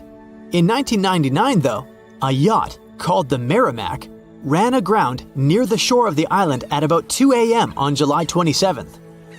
The 40-foot fiberglass boat had a crew of only 3 people. Natural gas exploration workers, who were luckily not far away, rescued them. The crew managed to fly safely to Halifax the next day. The owner of the Merrimack tried to recover his boat by hiring local fishermen. Unfortunately, this operation was unsuccessful, since only the fittings of the yacht were eventually saved. It took no more than 6 weeks for the sand and waves to crush and completely break up the hull of the Merrimack. So what is it about this place that's so dangerous for boats? Does it have anything to do with the weather? Or maybe there's other forces at play? The explanation turns out to be a bit more complex, and it wasn't easy to figure out, at least not way back in the 1500s. First of all, the island is located close to one of the world's richest fishing grounds. Since it's also near one of the major shipping routes between Europe and North America, hundreds of vessels sail past it each year. The likelihood of shipwreck increases when there are so many boats roaming around the area. Sable Island is also in the way of most of the storms that move up the Atlantic coast of North America. It's no surprise that boats often get hurtled straight onto the shores of this island. The weather has a lot to do with it too. During the summer season, the warm air from the Gulf Stream creates a dense fog as it merges with the cool air by the Labrador Current that passes by the island. Other currents don't help the matter. Sable Island is next to the meeting point of 3 major ocean currents: the Gulf Stream, the Labrador Current, and the Belle Isle Current. Since the 1950s, radars and other modern navigation tools have been used on commercial vessels as well. Up until then, the sextant was the main instrument used to figure out a ship's location. It doesn't mean that sextants weren't accurate, but this instrument couldn't work properly without a clear view of the sun or stars, which means it didn't help much in dense fog, such as the one surrounding Sable Island, or when it was cloudy. Often during bad weather, the captain of a ship navigated, relying on their experiences and intuition based on the ship's speed and direction. That's why most of the survivors in shipwrecks near Sable Island said that the captain had simply miscalculated the ship's position, crashing into Sable Island by accident. This dusty, sandy land is as unfriendly to ships as it is to trees. There's reportedly a single tree on the whole island, and it looks a lot more like a bush. It's actually a pine tree. And since the famous island horses don't see it as much of a food source, it somehow managed to survive. Reports say that the tree was planted back in the 1950s. Local authorities were trying to grow a forest on the island to make it a bit more welcoming. They've planted tens of thousands of trees over the years, more than 69,000 evergreens, 600 fruit trees, and about 55 pounds of pine seeds, along with other plants which could survive the conditions on the island. But they were no match for the extreme weather and sandy soil. Out of all those plants, just one pine tree is still alive. Thanks to its resistance, it has even become a symbol of Sable Island. Interestingly, for around 40 years, the island also had just one inhabitant. Can you imagine that? One person living on a remote island for so many decades? It's the story of a woman called Zoe Lucas. She chose to surround herself with the only residents on the island: the horses, the gray seals, and the many species of birds. An esteemed naturalist, she mentioned in an interview she gave back in 2017 that she was used to living on the island and that she never got lonely. To survive here, she had to put together an essentials kit. It included a notebook to take notes and a pair of binoculars to study the wildlife. You can safely assume she wasn't scared of the intimidating surroundings, since she decided to eventually call this place home. At first, Zoe wanted to set up camp on one end of the island, near some abandoned buildings. But eventually, she settled in a wooden house near a bunch of sand dunes. A Canadian institution called the Meteorological Service of Canada put together the simple construction back in the 1940s. Parks Canada operates the building these days. Zoe's work included gathering as much data on the local horse population as possible. It could help scientists better understand how they managed to adapt to the unfriendly environment. She also helped gather the debris that made it to the shore to help track pollution levels. Among all the rubbish that she collected, there was a refrigerator and a crate full of fresh peppers. Some other specialists eventually started working rotating shifts on Sable Island to offer the brave woman a little bit of company now and then. Not a lot of people have heard of this mysterious body of water named after famous English explorer Sir Francis Drake. Even though Drake himself never sailed through these waters, one of his ships did pass near this location and discovered a connection between the Atlantic and Pacific Oceans. That's how the area got named the Drake Passage in 1578. Soon enough, the passage became known for some mysterious disappearances. It got the reputation of being the roughest and most unpredictable stretch of water in the world. It's now known for its strong winds and rough seas, with waves that can reach up to 60 feet in height. The passage also has powerful currents with speeds never seen before. Does it sound like a good start to an adventure book? Sure, it doesn't make the place any less real. If you ever decide to travel between the southern tip of South America and the southern tip of the Antarctic Peninsula, you will come across the infamous Drake Passage. We call this place the Drake Passage today, but locals still believe it should be named after Spanish explorer Francisco de Oces. He was a Spanish navigator who, in 1525, led the first known European expedition to navigate the Drake Passage. The trip was part of an attempt of Spain to find a new route to the Spice Islands in the East Indies. Oces and his two ships, the San Lesmes and the Santiago, sailed through the Strait of Magellan and into the Drake Passage, where they encountered treacherous weather and rough seas. Despite the difficulties, they successfully navigated the passage and became the first Europeans known to have done so. However, the expedition failed to find a new trade route, and the crew returned to Spain with no significant discoveries. Some years later, in 1616, another ship captained by Dutch navigator Willem Schouten made one of the most successful voyages through the Drake Passage. Despite the difficulties of navigating the often turbulent seas, eventually, the Drake Passage became an important part of international trade routes in the 19th and early 20th centuries. But this dangerous area holds many secrets. The record of one of the most famous events that happened here takes us back to the year 1914. During that time, a British explorer named Shackleton wanted to travel to Antarctica with 27 men split between two ships. Those were named the Endurance and the Aurora. The explorers wanted to check out two routes that reached the continent. But in 1915, the Endurance got stuck in ice while crossing the Drake Passage and was slowly crushed. Shackleton and his crew had to leave the ship and could only gather some personal belongings. The Endurance eventually sank, and the crew had to survive on ice for a while. The mission changed from exploring to surviving, and only in 1916 all the men were rescued. The Aurora suffered a similar fate. It also got stuck in ice, and 3 men were lost at sea before the rest of the crew was rescued in 1917. For many years, the ship Endurance was thought to have been lost forever. But in 2022, a group of specialists went on a trip to find it. They left from Cape Town, South Africa on February 5th. The leader of the group said it was most likely the most difficult shipwreck search in history. They used special equipment to find the ship under the water and then used a special underwater camera to take a closer look. The members of the team were sure they had found the Endurance because it was in a place where very few ships had ever been. Despite being 10,000 feet underwater, the Endurance didn't look so shabby. It was actually pretty well preserved for a ship that had been underwater for more than 100 years. The explorers were still even able to see the word Endurance written on it. But it's not just ships that have a hard time with the Drake Passage. A plane with 38 people on board seemed to have disappeared over the Drake Passage in 2019, according to the Chilean authorities. It's believed it hit the icy and rough waters of the passage.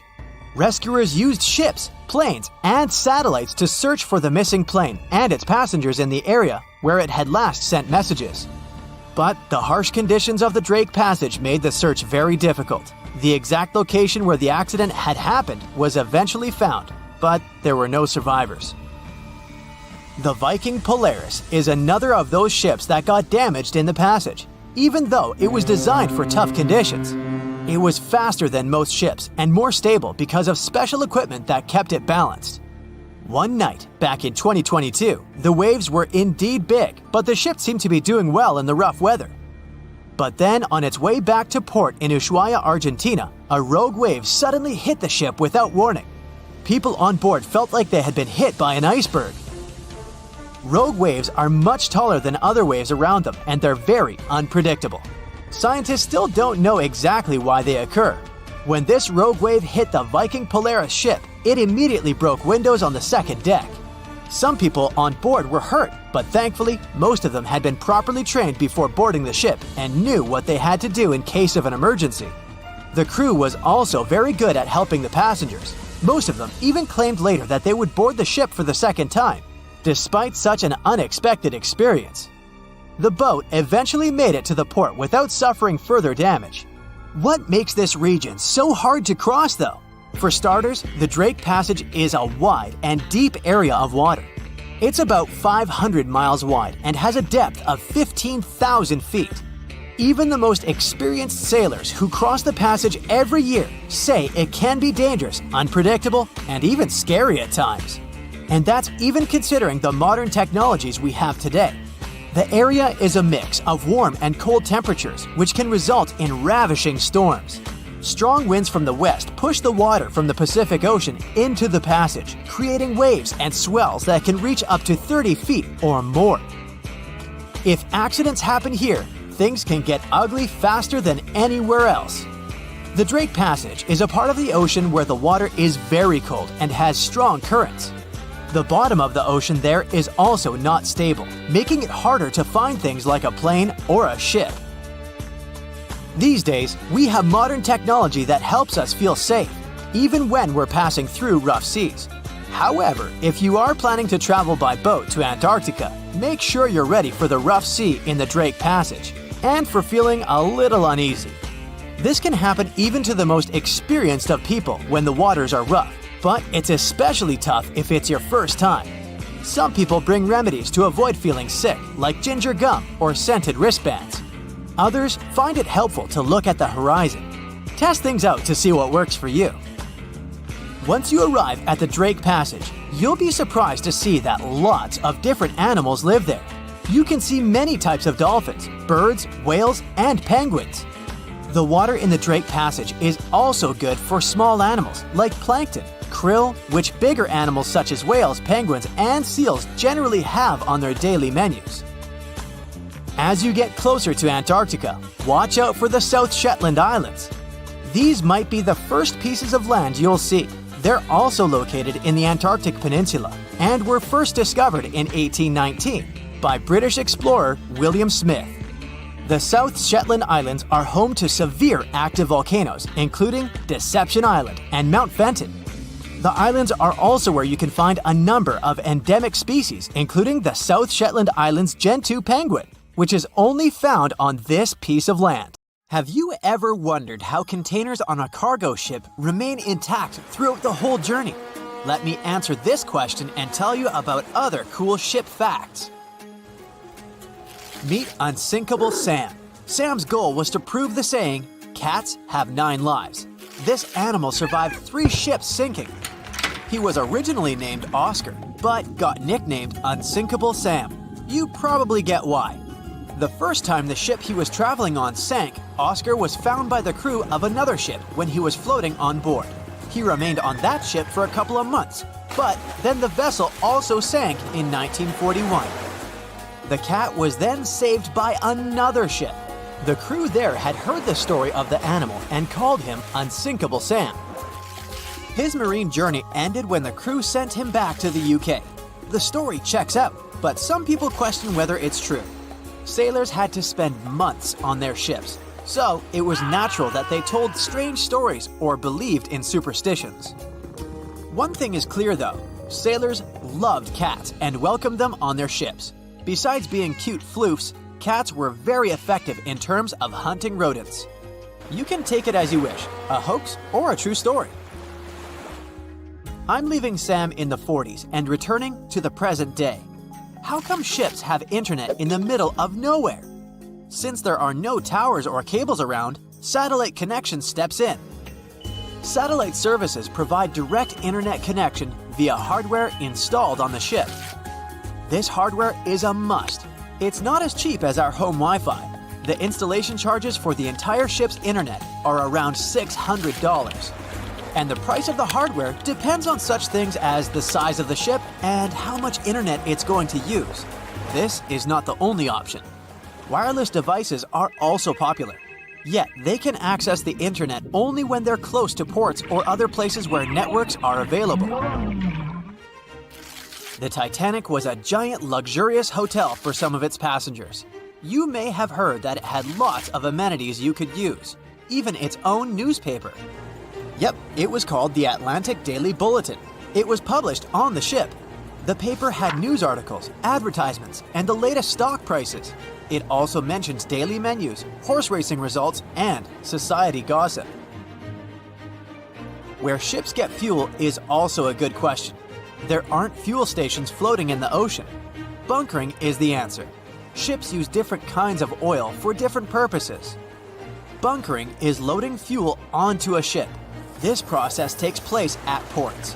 The storage and provision of the ship fuels can be made by tankers. Currently, Singapore is the largest bunkering port in the world. Imagine you're on a cruise ship and you need to use the toilet. What happens after you flush? The sewage goes to a place called an onboard treatment plant. There, the waste is filtered. Then it moves to another chamber. This chamber cleans the waste and sterilizes it. Lastly, the waste is dumped into the ocean when it's clean enough. Those substances that don't go through the filter are kept on the ship. A ship gets rid of them when it arrives at a port. Speaking of toilets, I must mention that wastewater is color-coded on cruise ships. Every person on a cruise uses 40 to 50 gallons of water each day. That's why there might be too much wastewater. So, over the years, some solutions have been found to reduce this amount. Water is coded as black and gray. Black water goes from toilets, and gray water comes from the laundry, showers, kitchens, etc. Basically, it's thought that gray water waste is cleaner than black water. Why are ships so slow? It's related to power. Water has a drag force, and it affects ships. Imagine yourself swimming in the ocean. It takes effort to swim forward because of the water resistance. A smaller ship wouldn't need that much power to push itself forward. But huge cruise ships need a lot of power because they're heavier. If you, let's say, put a 7,000-ton ship in the water, it will displace 7,000 tons of water. When such a ship goes forward, it pushes some of the displaced water ahead of itself. This results in a bow wave, which carries some kinetic energy away. We talked about cruise ships and cargo ships mainly. What about solo travelers? Laura Decker became the youngest person to circumnavigate the world on her own. She set out in 2012, and 518 days later, she completed her voyage. She had a 40-foot-long ketch named Guppy. She was 14 when she started the journey. You can think of loading containers on a cargo ship as playing Tetris, but you can't start over when the game is over. That would cost you thousands of dollars. Anyway, the logic is the same. The first layer should be strong enough to support the rest. The bottom containers, or first tier, if you want to sound more like a pro, are secured with twist locks. This is an automatic locking mechanism to keep the upper level containers locked. These locks are attached when a unit is being lifted from the pier onto a cargo ship. They're similar to Lego pins. All containers have these lock systems, and you basically mount them on top of each other. Plus, many cargo ships have vertical slots made of long metal rails. They're like cells that hold containers and prevent them from moving and falling into the deep water. How do they unlock the mechanism? There's a special rod to do it. In the past, cargo ships were allowed to only stack 5 to 6 containers on top of one another. With the appearance of the lock mechanism, it's possible to make 10 to 12 layers. Still, hundreds of containers get lost each year because of harsh weather conditions, or simply because of the negligence of people who load them. According to some data, more than 3,100 containers were lost in 2020 to 2021. The number was only 779 in the previous year. This means an almost 400% increase. Apparently, there are hidden passageways and secret doors on cruise ships. The ship's staff get from one place to another without using the stairs and doors that passengers use. There's a network of corridors and stairs all around the ship only the crew members know about. These secret doors can blend in with the walls. This way, they become undetected by those who don't know there's a door there.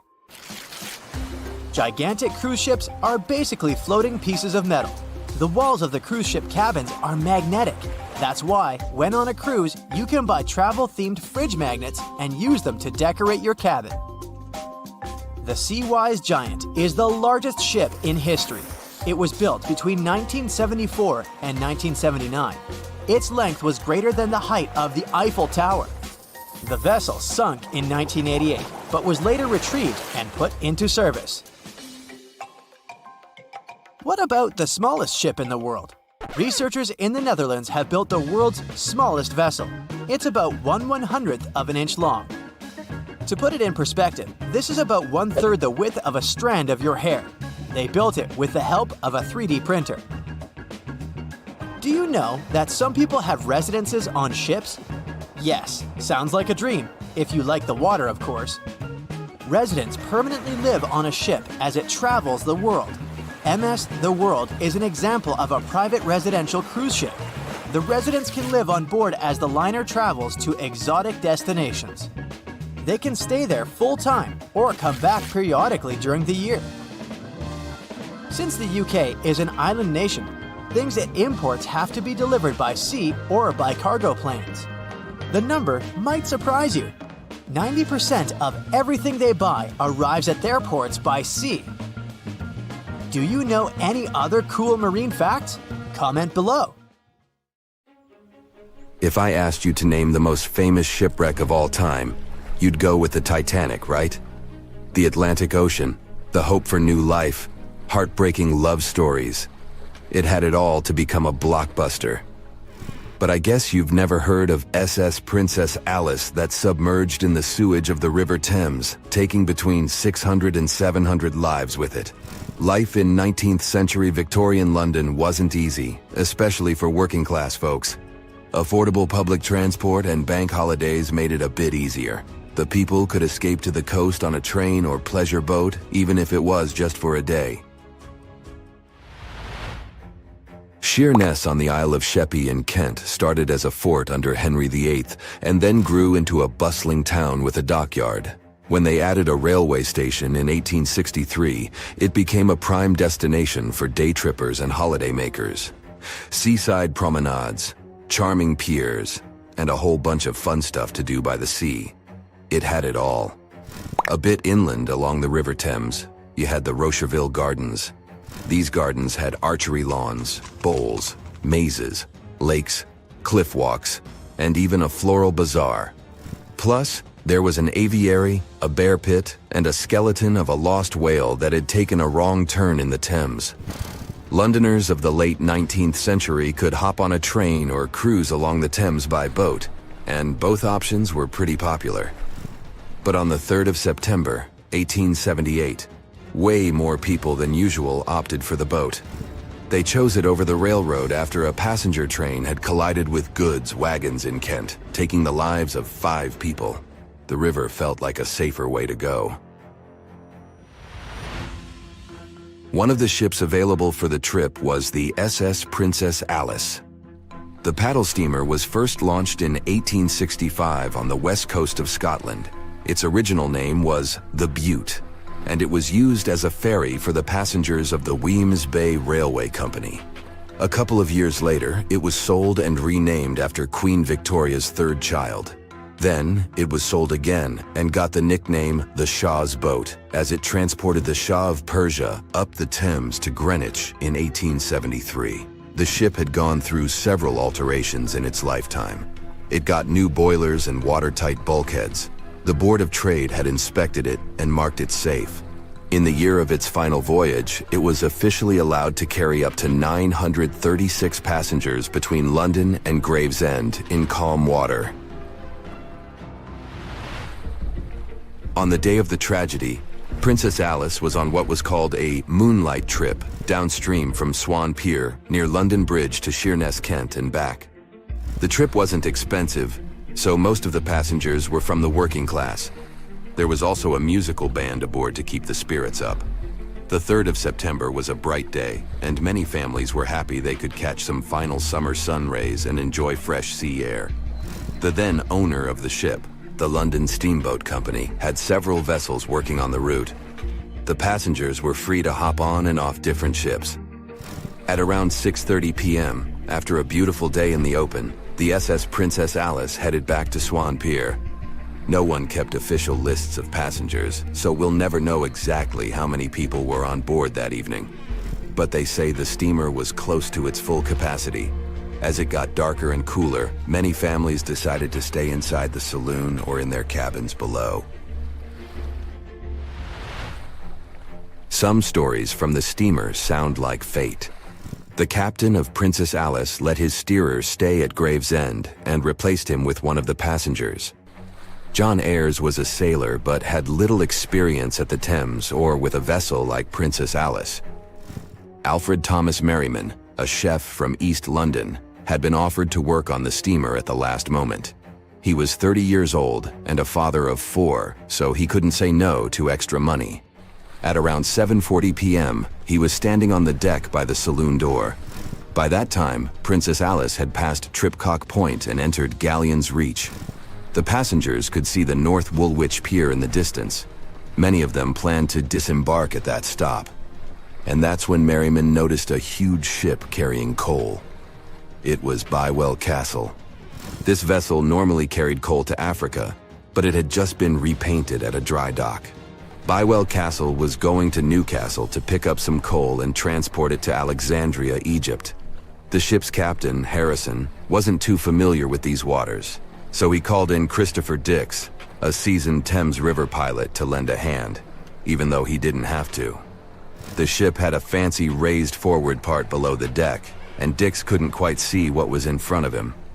So, they had a sailor on lookout duty.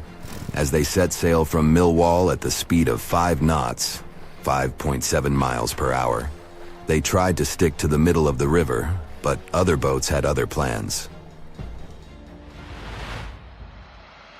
When they were approaching Galleon's Reach, Dix spotted Princess Alice's red port light, headed their way, but planning to pass on the right side.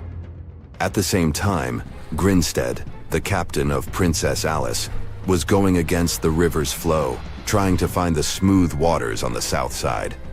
He adjusted his course, steering into Bywell Castle's path.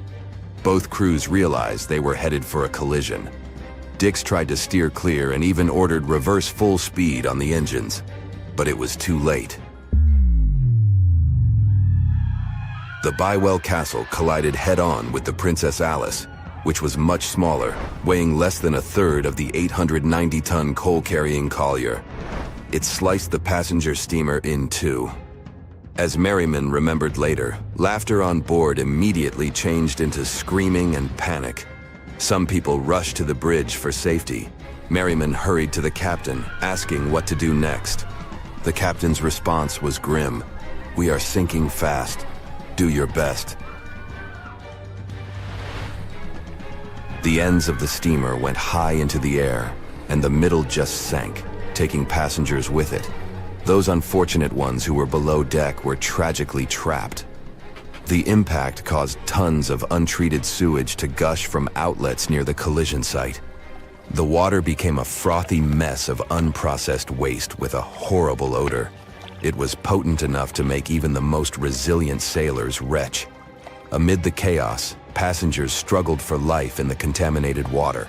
They inhaled lungfuls of hazardous waste without knowing. The crew aboard the Bywell Castle sprang into action. They dropped ropes from their deck, urging Princess Alice's passengers to climb aboard. Anything that could float, from planks to barrels, was tossed into the water to serve as flotation devices for those in need. Other members of their team launched a lifeboat, saving 14 people. Nearby boats, moored along the riverbanks, joined the mission, plucking survivors from the water. Many of Princess Alice's passengers didn't know how to swim, and it was even trickier for ladies wearing long, heavy dresses. Merriman was among the lucky ones who could swim. He first held on to a piece of wreckage, and then, when others got to it, swam away and caught onto a rope hanging over the side of the Bywell Castle. They managed to save around 130 people this way. Another survivor was Robert Haynes, who played in the Princess Alice band. He was fond of ships and had noticed the Bywell Castle a couple of minutes before the collision. He chose not to follow the rest of the band, who went downstairs for a break, and that saved his life. Princess Alice's sister ship, Duke of Teck, arrived 10 minutes too late to assist with the rescue efforts. Only 2 people who had been below deck or in the saloon managed to survive the collision. We still don't know the total count of lives taken on that day, but it's somewhere between 650 and 700. And what makes this story even more tragic is that it has been mostly forgotten.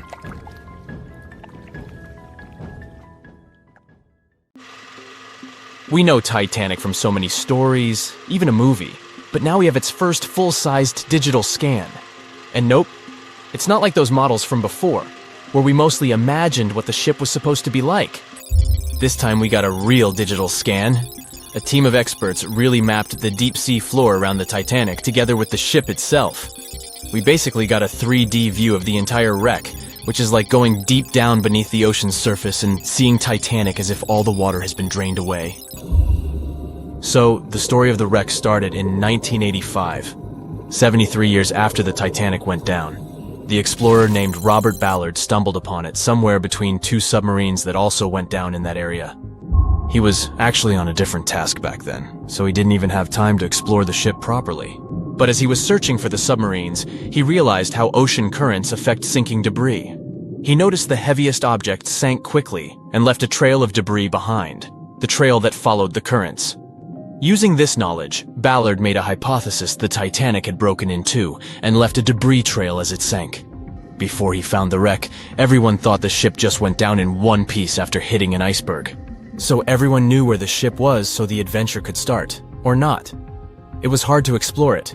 The ship is enormous, and the dark depths of the ocean make it really difficult to capture its whole body in one go.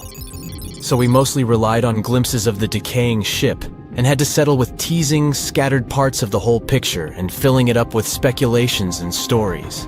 But in the summer of 2022, we finally got something different. A team of experts from Magellan Loaded, a company specializing in mapping the deep sea, teamed up with Atlantic Productions, who were making a documentary about the project. They embarked on a mission to capture the complete view of the Titanic. They used submersibles. Those are vehicles that go underwater, remotely controlled by a team of skilled explorers. These submersibles dove deep into the ocean. It wasn't an easy job. They spent over 200 hours collecting information about the entire length and breadth of the wreck. It was like a real-life treasure hunt. But instead of finding gold and jewels, they took something even more precious. Over 700,000 images of the Titanic from every angle possible. Yup, they took photos of every tiny part of the ship, even the not-so-interesting bits most of us would usually skip. Even mapping the muddy parts was an important part, because it helped fill in the gaps between the more exciting things they discovered. And this was a way for all of us to finally get a detailed 3D reconstruction. Even though it's been more than 100 years, you can still recognize the bow of the Titanic, covered in rust that hangs down like stalactites. On top of the bow is the boat deck, where a big hole gives us a glimpse into the empty space where the grand staircase once stood, like a window into the ship's glamorous past. Its stern is now a wild mess of twisted metal. As the Titanic went down, this part collapsed and spiraled into the seabed. The bow and the stern ended up separated by about 2,600 feet. There's a vast field of debris surrounding this giant, stuck on the seafloor. This debris is like a scattered treasure trove, full of intricate metalwork from the ship, statues, and even unopened champagne bottles. There are also personal belongings that went down together with the ship, like dozens of shoes resting across the seafloor. It was a tough task to do, go down and take all those pictures. It may not sound that hard at first, considering it was the vehicle that really immersed itself into such deep parts of the ocean, not the people. But studying the ocean is hard. We haven't explored, mapped, or even seen over 80% of it. The conditions are harsh, and the pressure becomes more intense the deeper you go. And their vehicle had to dive down to nearly 13,120 feet below the surface. That's like 12 Eiffel Towers stacked on top of each other. Plus, you have strong currents in that area, so it was probably like trying to navigate through a watery maze. And submersibles weren't supposed to touch anything. Even the slightest wrong step can damage the wreck that was already so fragile. It seems like the Titanic is frozen in time, so it will always be there waiting for us. But in reality, it's slowly disappearing. It's pretty obvious that the ocean water ruined it considering how long it has been down there. But it's not just that. The wreck itself has become a home for a specific type of bacteria Halomonas titanicae that even got named after the famous ship. These bacteria have a special ability. They can survive inside rusty formations known as rusticles. They kind of look like icicles, those spikes of ice that form when water falls from something and freezes. These bacteria have a taste for iron, which is abundant in the ship's hull. For them, it's like a real buffet down there. And as time goes by, these bacteria will keep eating away at the iron in the ship, bit by bit, until one day the feast comes to an end and the whole ship is gone. It's like a slow but steady recycling process. So this 3D model we got because of the hardworking team and technology comes at the best time because we never know how much time we have left with exploring the famous wreck. This time we might even understand the collision with the iceberg better. You know how movies always show the Titanic hitting the iceberg on its right side? Well, we can't even be certain about that. The scans could help us figure out if the ship actually grounded on the iceberg, like getting stuck on it. We can study the stern and analyze how the Titanic struck the seafloor. That will also help us understand what really happened during the sinking. Maybe we'll get a chance to discover if there was really a strong fire that sealed the fate of the Titanic. One theory says that the coal fire had been raging for a whole 3 weeks before the ship even took its first and last trip. And this could have made its hull weaker, which means most of the work was done. The iceberg just delivered the final blow, if there even was an iceberg, as some people wonder. There's an alternative theory they suggested where the Titanic may have actually hit a hidden mass of pack ice instead of a typical iceberg. Pack ice is made up of large sheets of ice that float near the ocean's surface and can be difficult to spot. They believe this pack ice might have drifted into the Atlantic from the Arctic Ocean. According to one professional mariner, Captain L.M. Collins, that stands up with that idea. If the Titanic had struck a regular iceberg, the ship would have sunk much more quickly than it did. And since the Titanic managed to stay on the surface for a relatively long period of time, less than 3 hours, maybe this was a different type of collision. The mariner also said there are differences in what people said they saw when the Titanic sank. He thinks these differences might be because of optical illusions. In this case, when people were looking at the ocean that night, the way the light was reflecting and the conditions at sea might have made things appear closer or distorted. So when they saw something in the water, it might not have been exactly what they thought it was. Whether it was an iceberg or something else. Binoculars might have helped the crew members to spot the potential danger, but unfortunately, they didn't have any. It appears they were locked inside a cabinet, and no one knew where the key was. So in 2017, over 25 million people boarded cruise ships all over the world. Now, if you're keeping count, that's more than the total population of Greece. It's become America's favorite choice when it comes to going on vacation. It's easy to see why hopping aboard a cruise ship becomes more popular each year. Heading out on a cruise is also coming back in style with newer generations. 2/3 of Gen Y and millennials say that cruising is their new preferred type of vacation. How's that? Well, let's see. It's easy to plan in advance. On board, you can find activities for all family members, and you get a chance to visit several different destinations in one trip. An added bonus of booking a cruise? You can sample various places for a future time off. The entertainment on board is often top-notch. providing passengers with an added taste of luxury. And the amenities and accommodations are generally very reliable. Not to mention that it gives tourists that feeling of actually getting away from everything that people strive for while out of the office. Royal Caribbean International is one of the largest cruise lines in the world, with just over 19% of the cruise market as of 2018.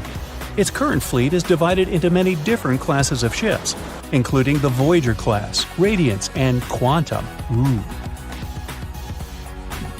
The latest addition to the Royal Caribbean International's impressive fleet was built in 2018. Wonder of the Seas is now the largest cruise ship in the world. Since this spectacular liner has just had her maiden voyage in March 2022, let's look at some of the incredible perks it has to offer its passengers.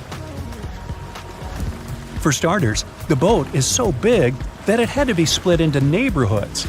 Well, it figures since Wonder of the Seas can accommodate almost 7,000 passengers. Fond of New York? Well, no worries. Wonder of the Seas has a central park of its own, with an estimated 10,000 plants to check out. The ship's central park is a feature of all Oasis-class ships, being one of the so-called neighborhoods. Let's look at some other areas, shall we? Like this boardwalk, a place that includes an arcade, a candy store, and a sports bar. It's best suited for long walks. There's a pool and sports zone on Wonder of the Sea. These areas feature the ship's numerous pools and hot tubs. There are many activities to check out on the sports court. Then there's the Royal Promenade, or Promenade if you prefer. That's the main road on Wonder of the Seas, with bars, lounges, and places to grab a cup of coffee, or a luxurious latte.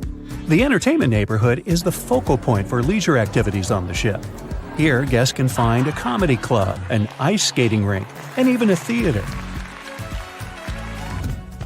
The spa and fitness area is a tranquil zone with a huge array of treatments available. The fitness center is free of charge, by the way, so there's no excuse for guests to skip a leg day. An extra 8th zone was added to Wonder of the Seas. It's called the Suite Neighborhood. This is an exclusive area designed for guests staying in the suites. Oh, now I get it. It's located at the top of the ship. Guests here have designated staff members called Royal Genies. Yeah, if you rub a lamp in your suite, they appear. Nah, not really. The genies are similar to butlers. They can cater to just a few cabins. Of course, the cruise line wants to divert other guests from asking these crew members various questions and taking their time. That's why the genies don't wear name tags in public areas. As for its itinerary, Wonder of the Seas was initially supposed to be homeported in China. But Royal Caribbean decided to move the liner to the United States. In March 2022, the ship started its journey with 7-night Eastern and Western Caribbean itineraries.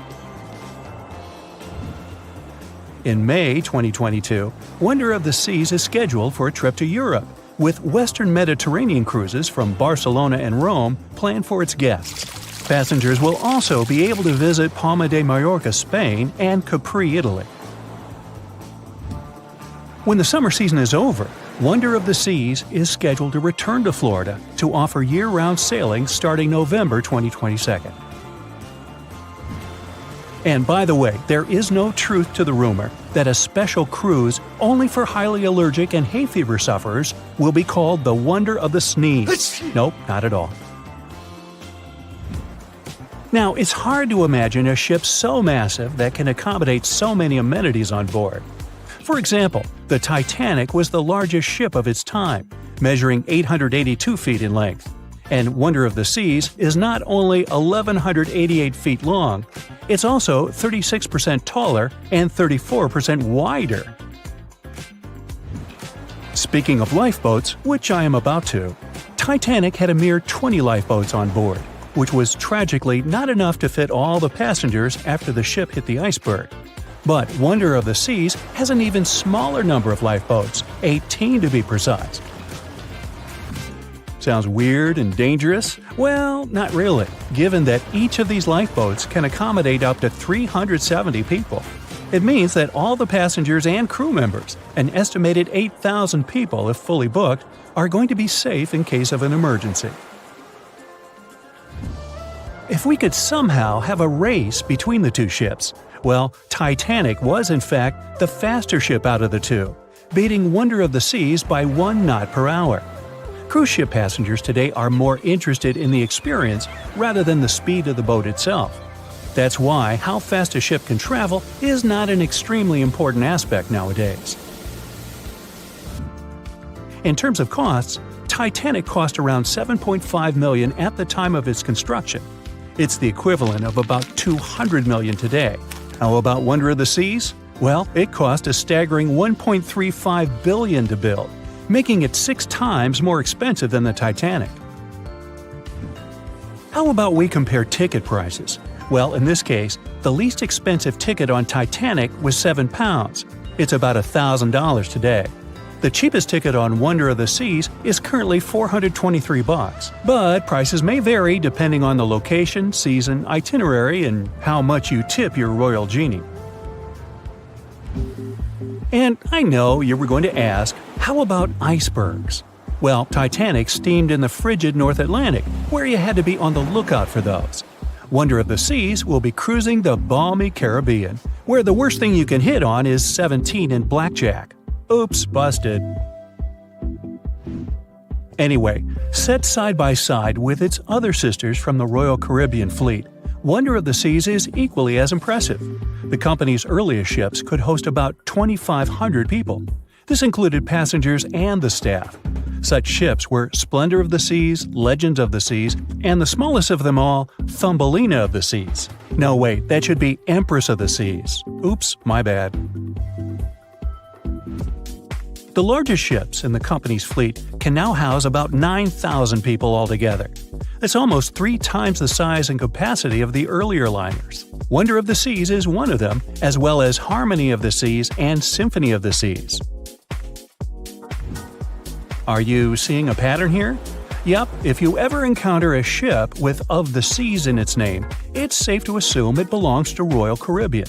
But if it's a can of tuna, it might actually be Chicken of the Sea. Hey, I like tuna.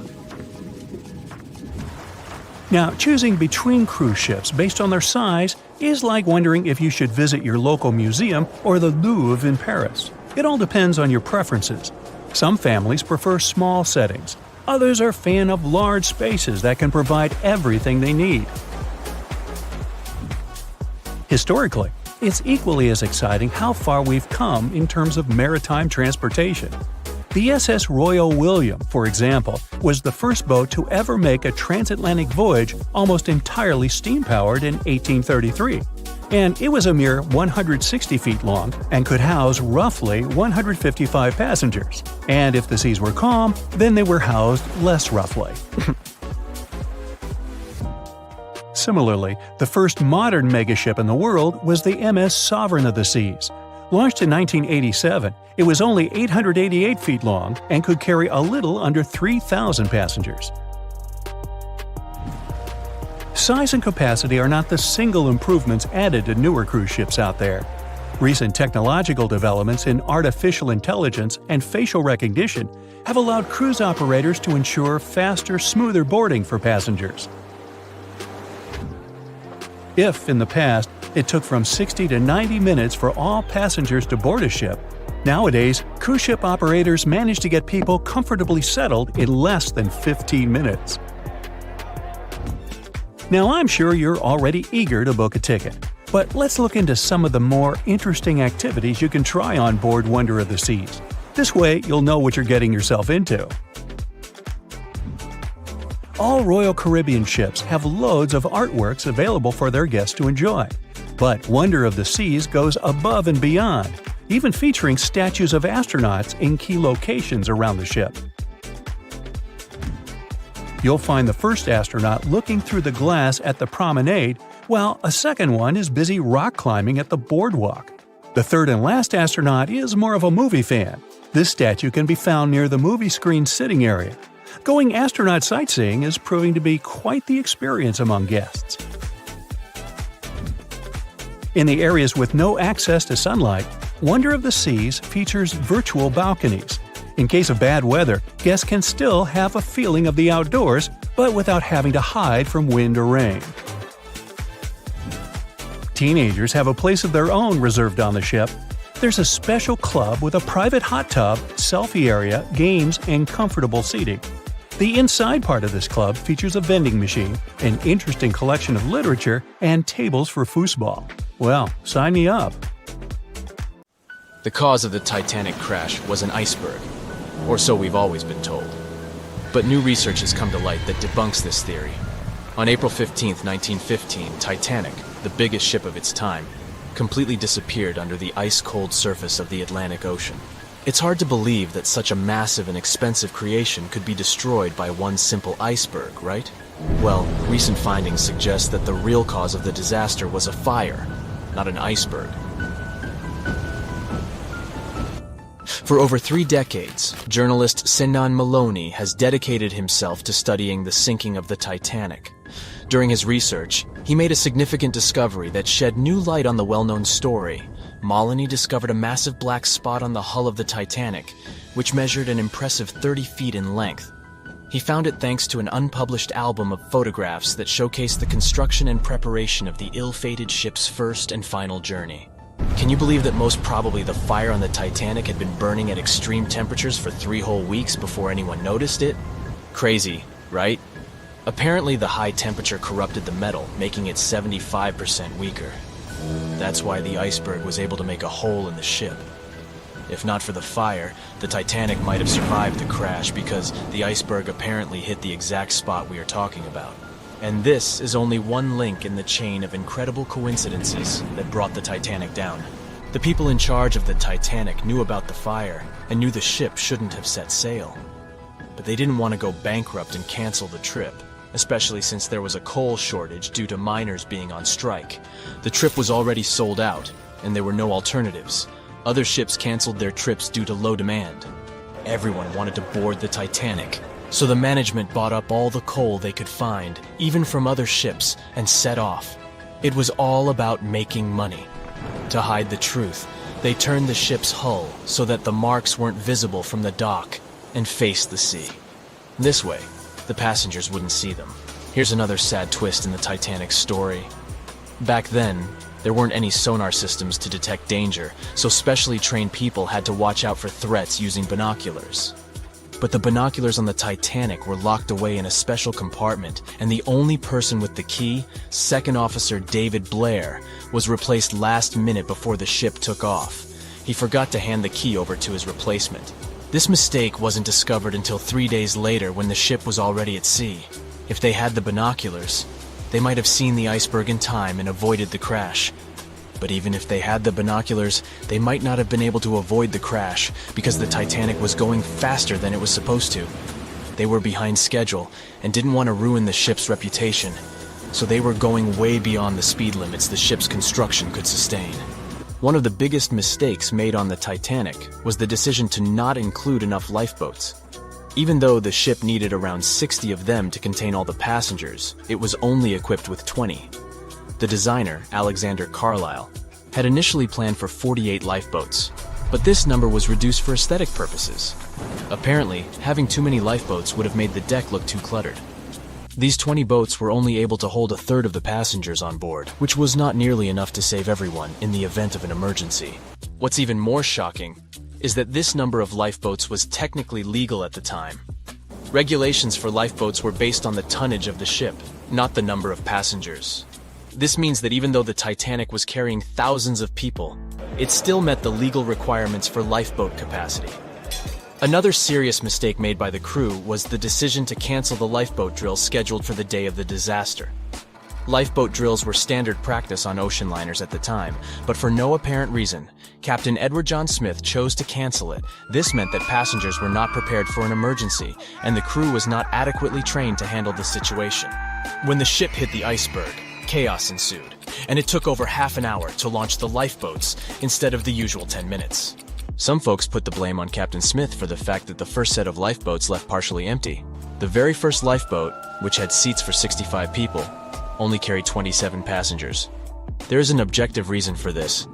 At the beginning, people were reluctant to abandon the ship and didn't understand the gravity of their situation.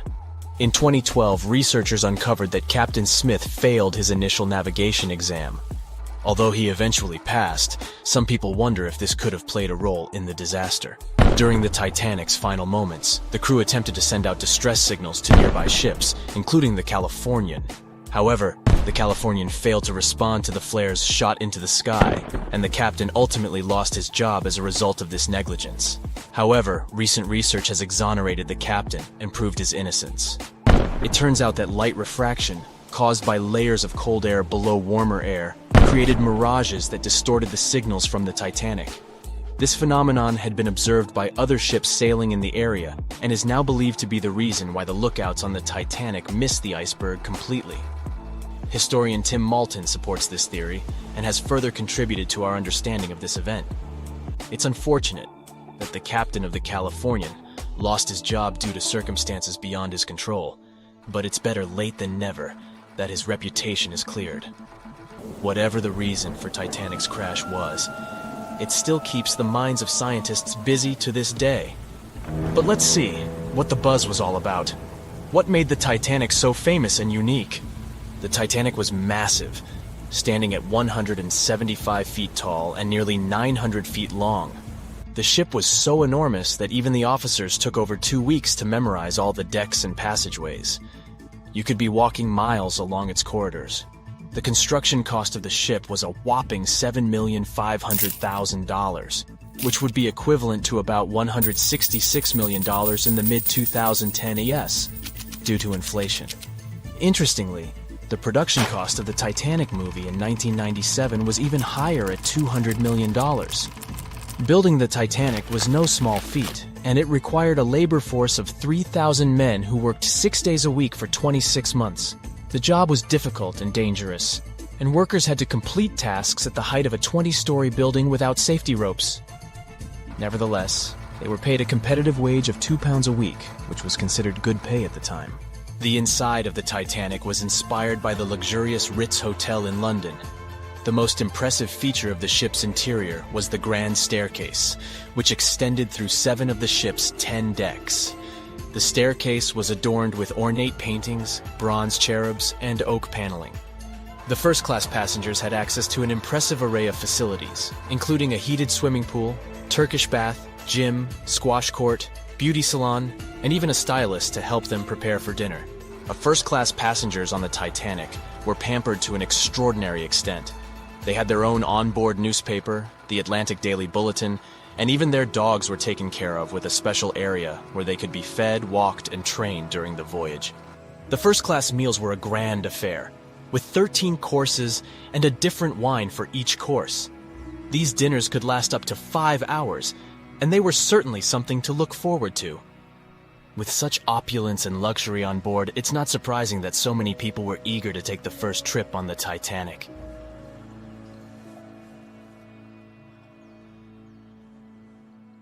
Far out in the open sea on a perfectly calm day, a dot appears on the horizon. It grows in size as it gets closer, and soon you can see it's a ship. But when you look at it through the spyglass, chills go down your spine. The vessel is in perfect condition and its cargo is on board, but it's completely devoid of people, drifting listlessly along the current. That was what the captain of the Ellen Austin saw in 1881, and what brought his crew so many sorrows. In December of the previous year, the Ellen Austin, a big 210-foot-long ship, left the port of Liverpool to make its trip to New York. The ship was carrying a load of people hoping to find a better life in the New World. Captain A.J. Griffin took the vessel due southwest for a shorter voyage, and a few weeks into 1881, they found themselves north of the Sargasso Sea, known for its lack of winds and strong circling currents. Ships that got caught in those could lose control and keep on drifting in circles until they were dragged into the center. From there, they'd be incredibly lucky to get back past the currents, but more often than not, they stayed in the desolate desert of the sea forever. Worse still, the area belonged to the notorious Bermuda Triangle. which was already known to take down ships and make them disappear without a trace. The ship's crew were nervous, afraid of being in such a dangerous area so close to a sea that could bring them to a standstill. And ominously, some of the Sargasso Sea's calm must have escaped it, because the Ellen Austin lost its speed one day and fell adrift without the winds. It was fine, though. They had ample provisions and were still on schedule. Captain Griffin was walking around his ship, giving orders in a voice full of calm authority, and both his crew and passengers trusted him completely. But then, the lookout shouted from above that a ship was in sight. And indeed, when the captain looked in the direction the man was pointing, he saw a small schooner moving slowly into view and towards the Ellen Austin. As it came closer, it became apparent that the way the strange vessel moved wasn't right. The captain frowned and examined it through his spyglass. The schooner was untouched, but eerily silent. There wasn't a single soul on board. Derelict ships weren't that rare in the Atlantic at the time, but neither were pirates. Captain Griffin decided to wait and watch. After 2 days, the schooner was as quiet as always, and Captain finally thought it was fine to move in. He took a small team of sailors and boarded the stranded ship. There was nobody there indeed, but luck seemed to be on Griffin's side. The precious cargo of mahogany wood was still in the holds. The captain returned to the Ellen Austin and ordered his select men to take the smaller ship along to New York. The crew's spirits arose with the prospect of riches awaiting them upon arrival. When the winds blew strong again, the Ellen Austin continued its voyage, with the unnamed vessel tagging along. But after a couple of days, the ships were caught in a powerful storm and got separated. The wind, rain, and waves beat them for several days in a row. When the weather finally cleared, Captain Griffin ordered to find the schooner. They searched for another day until they finally found it adrift, way off the course. Griffin hailed his men on board the smaller ship, but no one answered. A party of sailors went to investigate and returned with their faces white with fear. The whole prize crew went missing in the storm. The captain wasn't one to lose such a valuable find, though, and ordered another team to take control of the schooner. Reluctantly, the sailors obeyed, and the two ships continued their voyage. They agreed to stay as close as possible to one another and ring their bells at set intervals at night to let each other know they were fine. Several nights went all right, with bells ringing reassuringly every hour. But one day, a thick blanket of fog fell on the sea and almost completely blocked their vision. The ships went on regardless and started sounding their bells earlier. When night came, the fog was still there, but the bells were the sound of life. Until they stopped. Captain Griffin rang the bell once, then twice. No answer. The crew lit the fires and looked out into the sea intently, but the fog hadn't lifted, and they couldn't see a thing in the swirling abyss beyond the ship's board. Nobody could sleep that night, and they waited in silence until the break of dawn. The first rays of sun made the fog slowly disperse, and the whole crew went to the edge of the deck with heavy hearts. There was still hope in them, until the last strands of the mist went away, revealing a vast, calm, and most importantly, empty ocean. The nameless schooner was gone, and so was the second team of the Ellen Austin sailors. The ship sailed the rest of the way to New York in grave silence. Once it arrived at the port, the passengers were only too happy to leave the vessel, and no one so much as turned their head as a goodbye. That was the ship's last voyage as the Ellen Austin. That same year, it was sold to a German shipping company and renamed Meta.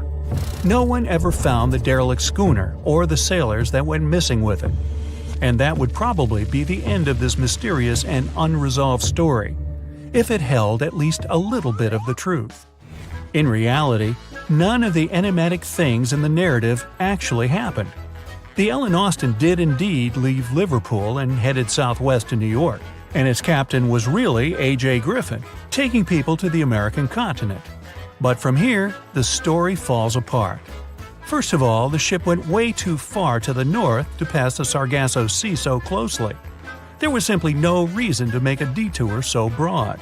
Even though the westerly winds were strong, it was still faster to take them head-on than to go in a southerly direction. So the Ellen Austin was probably nowhere near the Sargasso Sea and the Bermuda Triangle. Secondly, the triangle itself has been proven time and again to be nothing but a work of fiction. In fact, it gained popularity in the middle of the 20th century, while nobody even thought of drawing a triangle in the Bermuda area before that. The mystery was popularized by science fiction writers and became a common myth, while no serious research proved it any more dangerous than other parts of the world's ocean. So the crew of the Ellen Austin weren't even aware of the Bermuda Triangle back then, let alone afraid of it. Thirdly, the whole story was told and retold by magazines and mystery-loving personalities with ever-changing details. It first appeared in a newspaper in 1906 and already had the date wrong. The article said the voyage took place in 1891 instead of 1881. Later, the story resurfaced in 1935 on the radio with the wrong name of the captain. It was Baker, not Griffin. The date was also off, saying the trip was taken in August 1881, when the Ellen Austin was already renamed Meta. The legend grew upon with other strange details, such as the ship's route from London to Newfoundland, which was never the case. But the final debunking came from the archives of Lloyd's of London, the marine insurance market that keeps all logs of trade and emigration ship routes. The documents there say that on February 1881, the Ellen Austin completed its cross-Atlantic voyage to New York without incident. Captain A.J. Griffin off-boarded the ship with all his crew hale and hearty and declared no loss of hands during the trip. The voyage took over 2 months because the ship had to fight strong westerly winds pushing it back towards Britain. The crew reported no strange encounters on the way, and the whole thing was as boring as could be. And even the passengers must have been smiling when they stepped on the American soil at last, unaware of the phony baloney story they were about to be a part of. On April 10, 1912, crowds gathered at Southampton Beach to wave off what was, at the time, the world's largest and most prestigious ship, the RMS Titanic. The cost of the most expensive first-class parlor ticket was $4,350. That's around $70,000 in today's money. But barely 5 days after steaming away, the ship was swallowed by the Atlantic Ocean. So let's rewind and go back to what actually happened on that fateful night. The captain wanted to set a speed record for the ship's maiden voyage and arrive early. The ship was deemed unsinkable, so he went full throttle into the dark Arctic waters. After spotting the 100-foot iceberg, the crew desperately tried to steer the vessel away and avoid the collision, but the Titanic was traveling too fast, and the iceberg tore down the side of the ship, creating a huge opening in the hull. It wasn't a continuous rip, and damage was caused in several places. In total, the damage spanned along an area of around 300 feet. But the ship's designers had prepared for the prospect of a collision and added watertight compartments down each side of the ship to act as a buffer zone. 4 of these compartments could be breached and the ship would still stay afloat. But because the iceberg tore down the side of the Titanic, it ripped holes in 6 compartments. The compartments didn't extend up the total height of all decks and weren't actually sealed at the top. This is why, when more than 4 were flooded, water reached over the top of the bulkheads and filled the remaining compartments, causing the ship to sink into the ocean. Think of it as water spilling over an ice cube tray. But what if the collision was head-on? Would it still have sunk? Ships are designed with potential crashes in mind, and most vessels have collision bulkheads in the bow. Most of all, it's like your car's bumper or crumple zone. It's a safety feature that can withstand a direct hit. The bow could have taken some of the impact, and some experts have suggested that if it hit head-on, only 2 to 4 of the watertight compartments would have been flooded. So, in theory, the Titanic might not have sunk, and it might have even been able to continue sailing to its final destination at a much slower speed. The force of impact would likely have been huge, though. But although passengers would have been injured by the force, they'd have been able to stay on the ship to wait to be rescued by other ships, rather than being forced into the icy waters of the Atlantic. Still, one of the Titanic's designers, Edward Wilding, suggested that the force of the impact might not have actually been that big. He told the British Inquiry that lots of people scarcely felt the collision, and he believed the ship would not have sunk if it did hit the iceberg head-on. The ship was also designed with remotely operated watertight doors between all compartments, so any floods could have been quickly sorted out. Because Titanic had 6 breaches from the side collision, and because it happened so quickly, sealing the doors wouldn't have made a difference, as it was essentially impossible to save it by that point. The ship immediately began to flood, with water pouring in at a rate of roughly 7 tons per second, 15 times faster than it could be pumped out. So, while it sounds like the Titanic would have survived had the ship hit the iceberg head-on, this idea does come with some issues. First off, the collision bulkheads were designed to survive a crash with another ship, not a giant iceberg. If 2 ships collided, both would absorb some of the impact in their bulkheads, sharing the impact and likely staying afloat. But an iceberg is stationary, meaning that Titanic would absorb most of the energy from the collision. If Titanic hit head first, because of the speed it was traveling, the impact would have likely traveled down the whole body of the ship. Just imagine a 46,000-ton ship traveling at around 20 knots. At some point, it hits an iceberg that weighs what could be over 100,000 tons. This collision would likely create a powerful force causing massive damage to the vessel. It is likely that seams would split, staircases would come tumbling down, and rivets would burst open across the ship. All that would have potentially flooded even more compartments. This could have caused Titanic to sink in a matter of minutes rather than hours. But that's just the tip of the iceberg. As we all know, the biggest part of it is hidden underwater. So if Titanic had been traveling head-on, it's likely it would have hit the part of the iceberg below the water first, which would send it veering off course. Hitting an iceberg is not like hitting a brick wall. In this case, the ice under the water would have torn open the bottom of the ship and caused damage to the sides. Icebergs also aren't flat, solid objects. If a flat collision happened, the ship might have stayed afloat, but icebergs come in many shapes and sizes, from domes to wedges. Studies have also been done on the steel used to produce Titanic, and the tests show the metal was about 10 times more brittle than the steel we use today.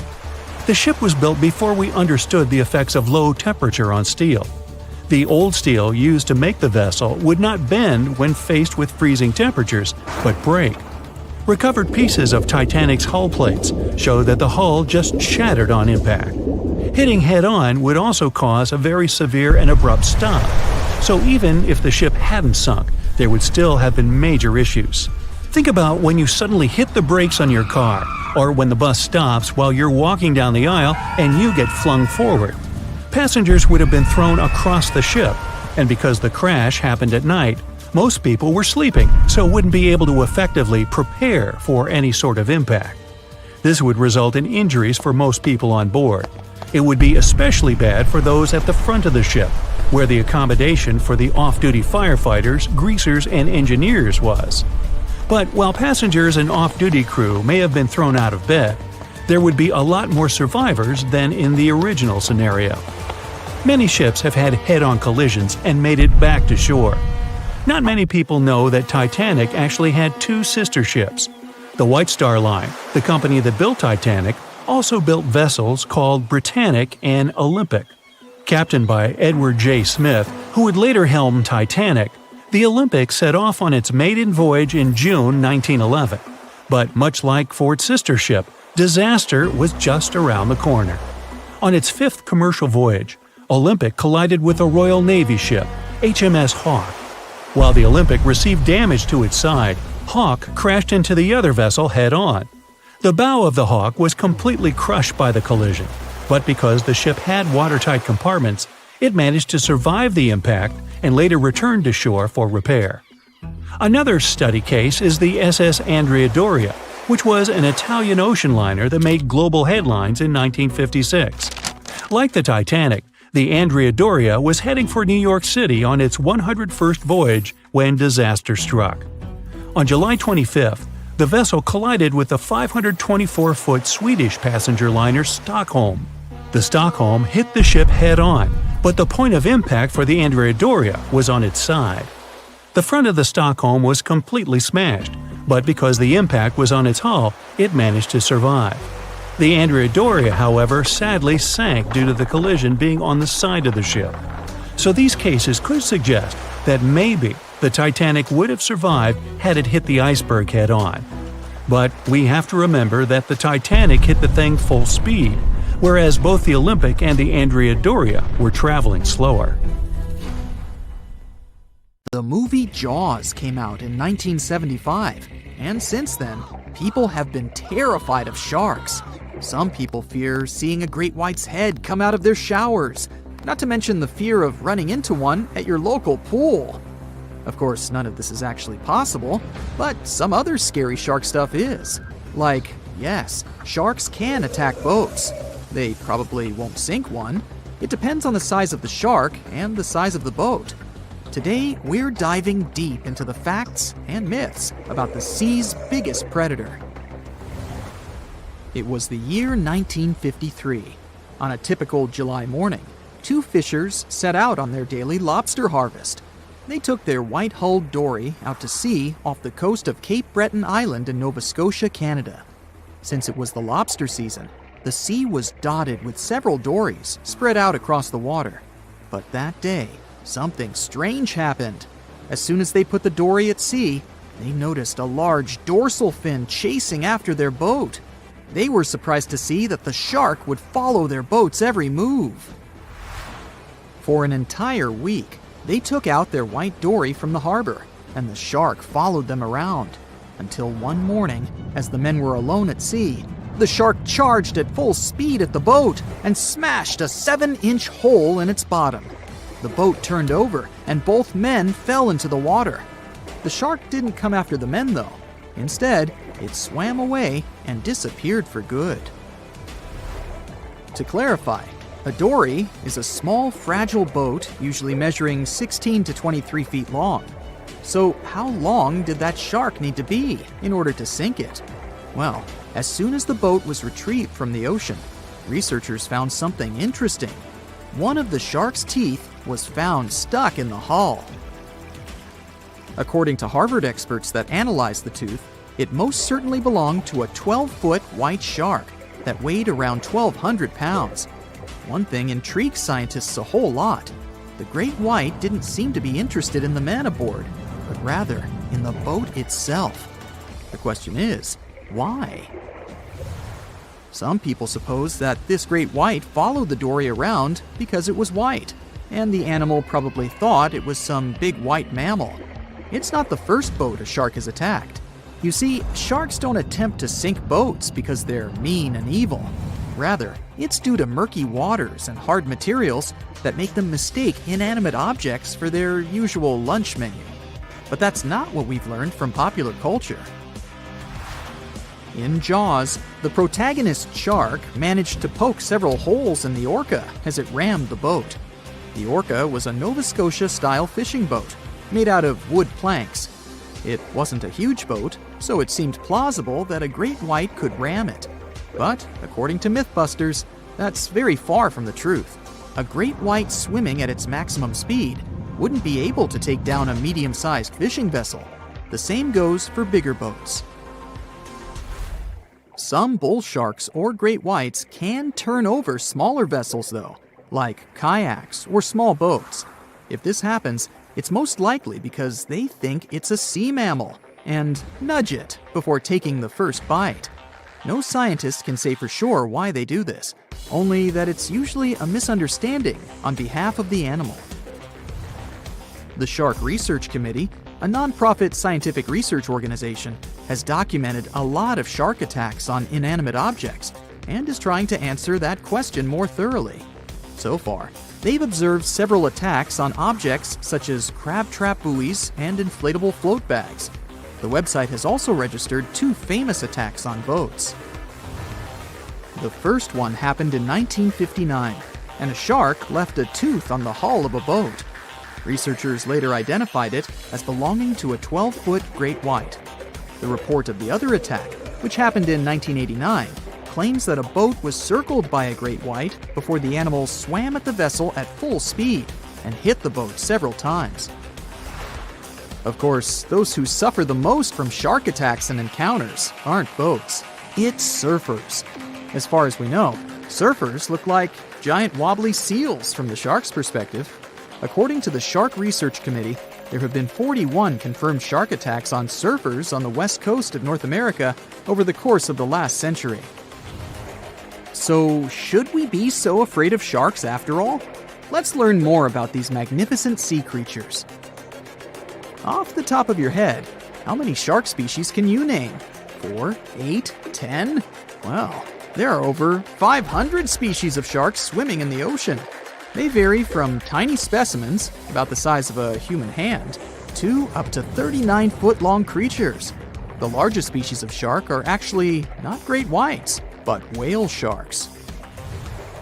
And even those are small compared to the great megalodon. This ancient creature that lived around 20 million years ago reached an unimaginable length of 60 feet. By comparison, that's the same as 2 to 3 buses placed one after another. I wouldn't swim in megalodon-infested waters even if you dared me, that's for sure. We know that sharks are very good hunters, but why is that so? Their bodies seem to have been strategically built for speed. Instead of having a bone skeleton, like us humans, sharks have a cartilage skeleton, which makes them much lighter and also super fast swimmers. Each species of shark hunts depending on its nutritional needs. So, shark species that grow to an average of 3 feet have a diet based on fish. The ones that grow bigger start feeding off of bigger sea animals, such as sea lions and seals. Throughout their lives, some species of shark can shed over 30,000 teeth. Unlike humans, who are born with a set number of teeth in their jaws, sharks have an apparently limitless supply. In their defense, they do lose teeth pretty easily, as they can easily get stuck in their prey, for example. They also have multiple rows of teeth. The jaws of a great white can contain up to 7 rows of teeth, and can grow to be more than 6 inches long. And since we're speaking of great whites, the most feared shark species roaming the oceans, this is ray. Ray is an adult white shark. He can swim up to 50 miles a day, so he needs a lot of fat in order to keep his body functioning. Funny thing about Ray, when he opens his jaws to hunt, his eyes roll back together with his head, so his sight is hindered when he's taking a bite. Now, he does like it when the water is murky and underwater visibility is low.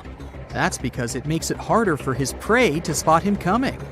These conditions can make it easier for him to grab that yummy seal. But this can also make it easy for him to mistake a random boat for lunch and end up scaring some humans. Some Hollywood movies love to portray sharks as having superpowers. Although they're not innately cruel, one species of shark does have something that can be considered bizarre. Hammerhead sharks, one of the most dangerous species of sharks, have a sort of sixth sense. Inside their heads, they have electroreceptor organs called ampullae of Lorenzini. These organs allow sharks to detect the electromagnetic fields of all living things in the ocean. This ups their hunting abilities to another level. They can even find prey hidden in the sand because they sense its electromagnetic field. You should know one thing. If a shark lives in a balanced ecosystem, it won't feel the need to attack unknown things. These animals are curious, though, so maybe we should cut them some slack when they bite a piece off a random boat. It seems like we all cried watching the heartbreaking goodbye of Jack and Rose from the Titanic. Oops, spoiler, sorry. But the real-life stories from the sinking of the famous ship were no less touching. Joseph LaRoche was born in 1886 in Haiti to a wealthy family. He was growing up without a dad, but his mother was a self-made woman and a respected merchant. His uncle was the head of his country. Joseph was fluent in French, Creole, and English. At the age of 15, Joseph realized he wanted to become an engineer. There were no engineering schools in Haiti, so he moved to France to get his education. The journey took him a whopping 83 days. Still, in his student years, Joseph met Juliet in a suburb of Paris through a mentor. They soon became friends, and then it grew into something bigger. The couple decided to get married. There was only one problem. Joseph couldn't find a well-paid qualified job even after completing his studies because of racial discrimination. The intelligent young man realized he could do better. Plus, he needed to provide for his growing family. His third kid was on the way. His uncle back in Haiti promised he'd help Joseph secure a job as a mathematics professor. His mother was overjoyed that her son and his family would be living in Haiti. She bought them first-class tickets for the French liner La France as a reunion gift. But that liner had really weird rules separating parents from their offspring for meals. The LaRoches didn't want to leave their youngsters and make them feel sad on a trip across the ocean. So they decided to trade their first-class tickets for La France for second-class tickets for RMS Titanic's maiden voyage. The Titanic was all the hype, and it didn't separate families, so it looked like a great deal. They planned to change for another ship in New York that would take them straight to their final destination in Haiti. The family boarded the Titanic on April 10, 1912, at Cherbourg. They had 3 days to enjoy the luxurious staterooms, a dining salon, a library, and 3 outdoor promenade decks available to second-class passengers. Juliet sent a letter to her father from Titanic's final stop in Queenston, Ireland. She told him they were more than happy with the accommodation. They had 2 bunks in their cabin and a couch that converted into a bed for their youngest family members. The family made friends with some nice co-passengers with whom they had traveled together from Paris. She thought they had been the only other French people on board, so they sat together for meals. Juliet mentioned they had all spent time together on the deck of the liner. She also wrote the people on board were friendly, although some sources say the family had gone through quite a lot of mean stares, gossip, and remarks. On the night of April 14th, their exciting journey came to an abrupt end. Even though Titanic's wireless operators had received warnings about drifting ice from nearby ships, the liner continued to plow ahead at full throttle. It was around 11:40 p.m. when Titanic's hull collided with the iceberg around 370 miles off the coast of Newfoundland.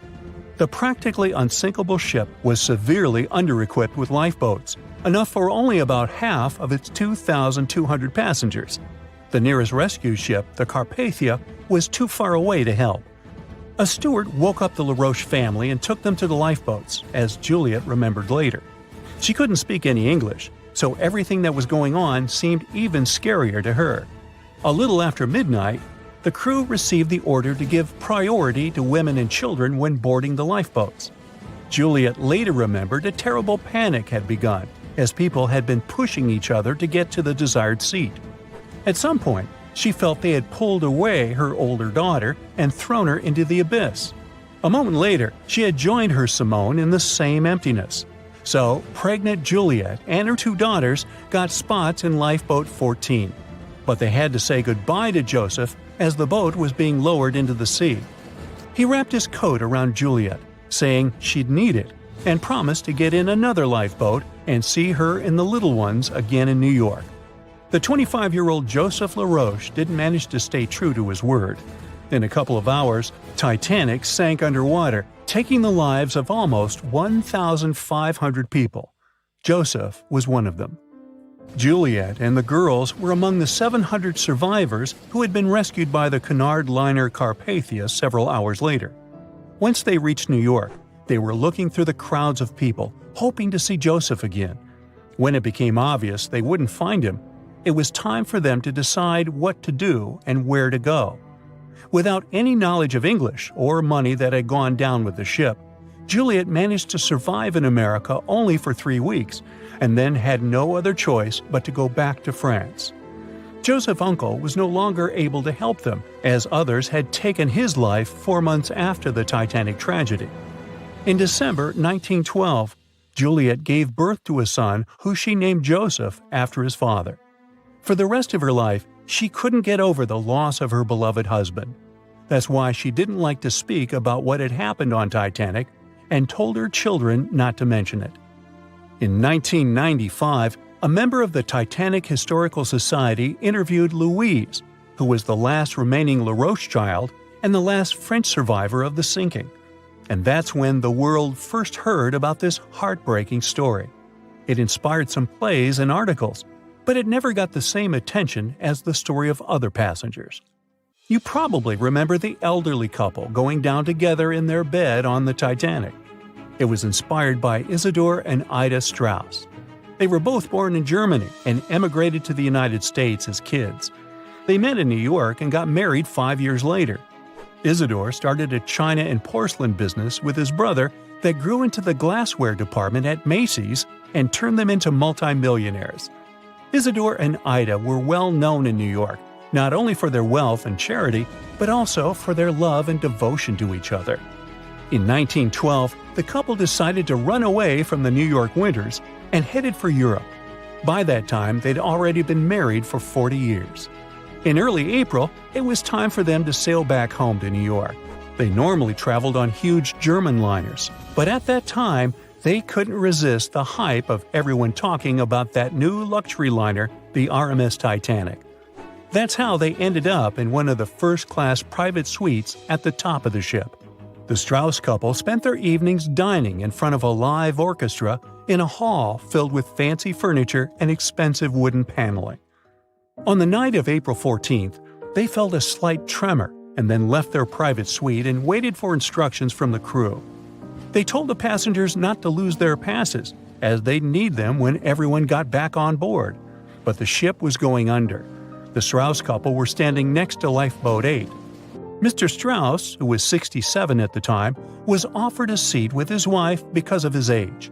He refused it, saying he was not too old to sacrifice himself for a woman. He wanted to wait and make sure no women and kids were left behind.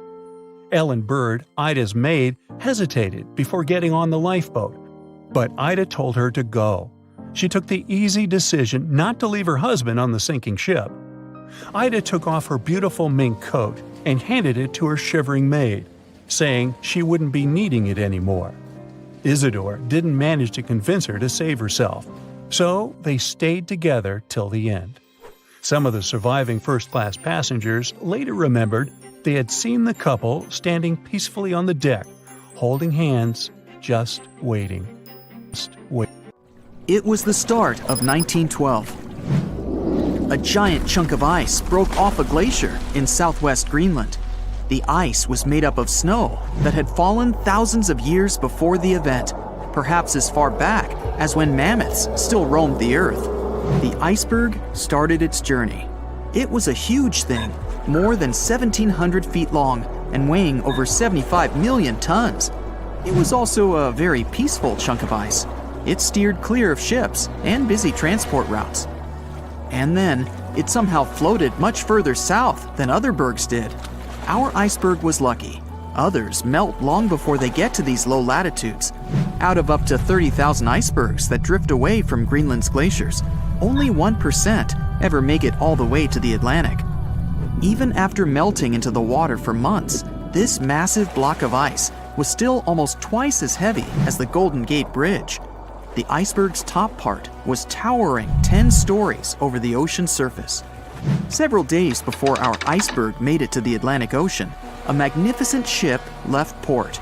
It was a luxury liner carrying more than 3,000 passengers and crew members. At that time, it was the largest ship ever built.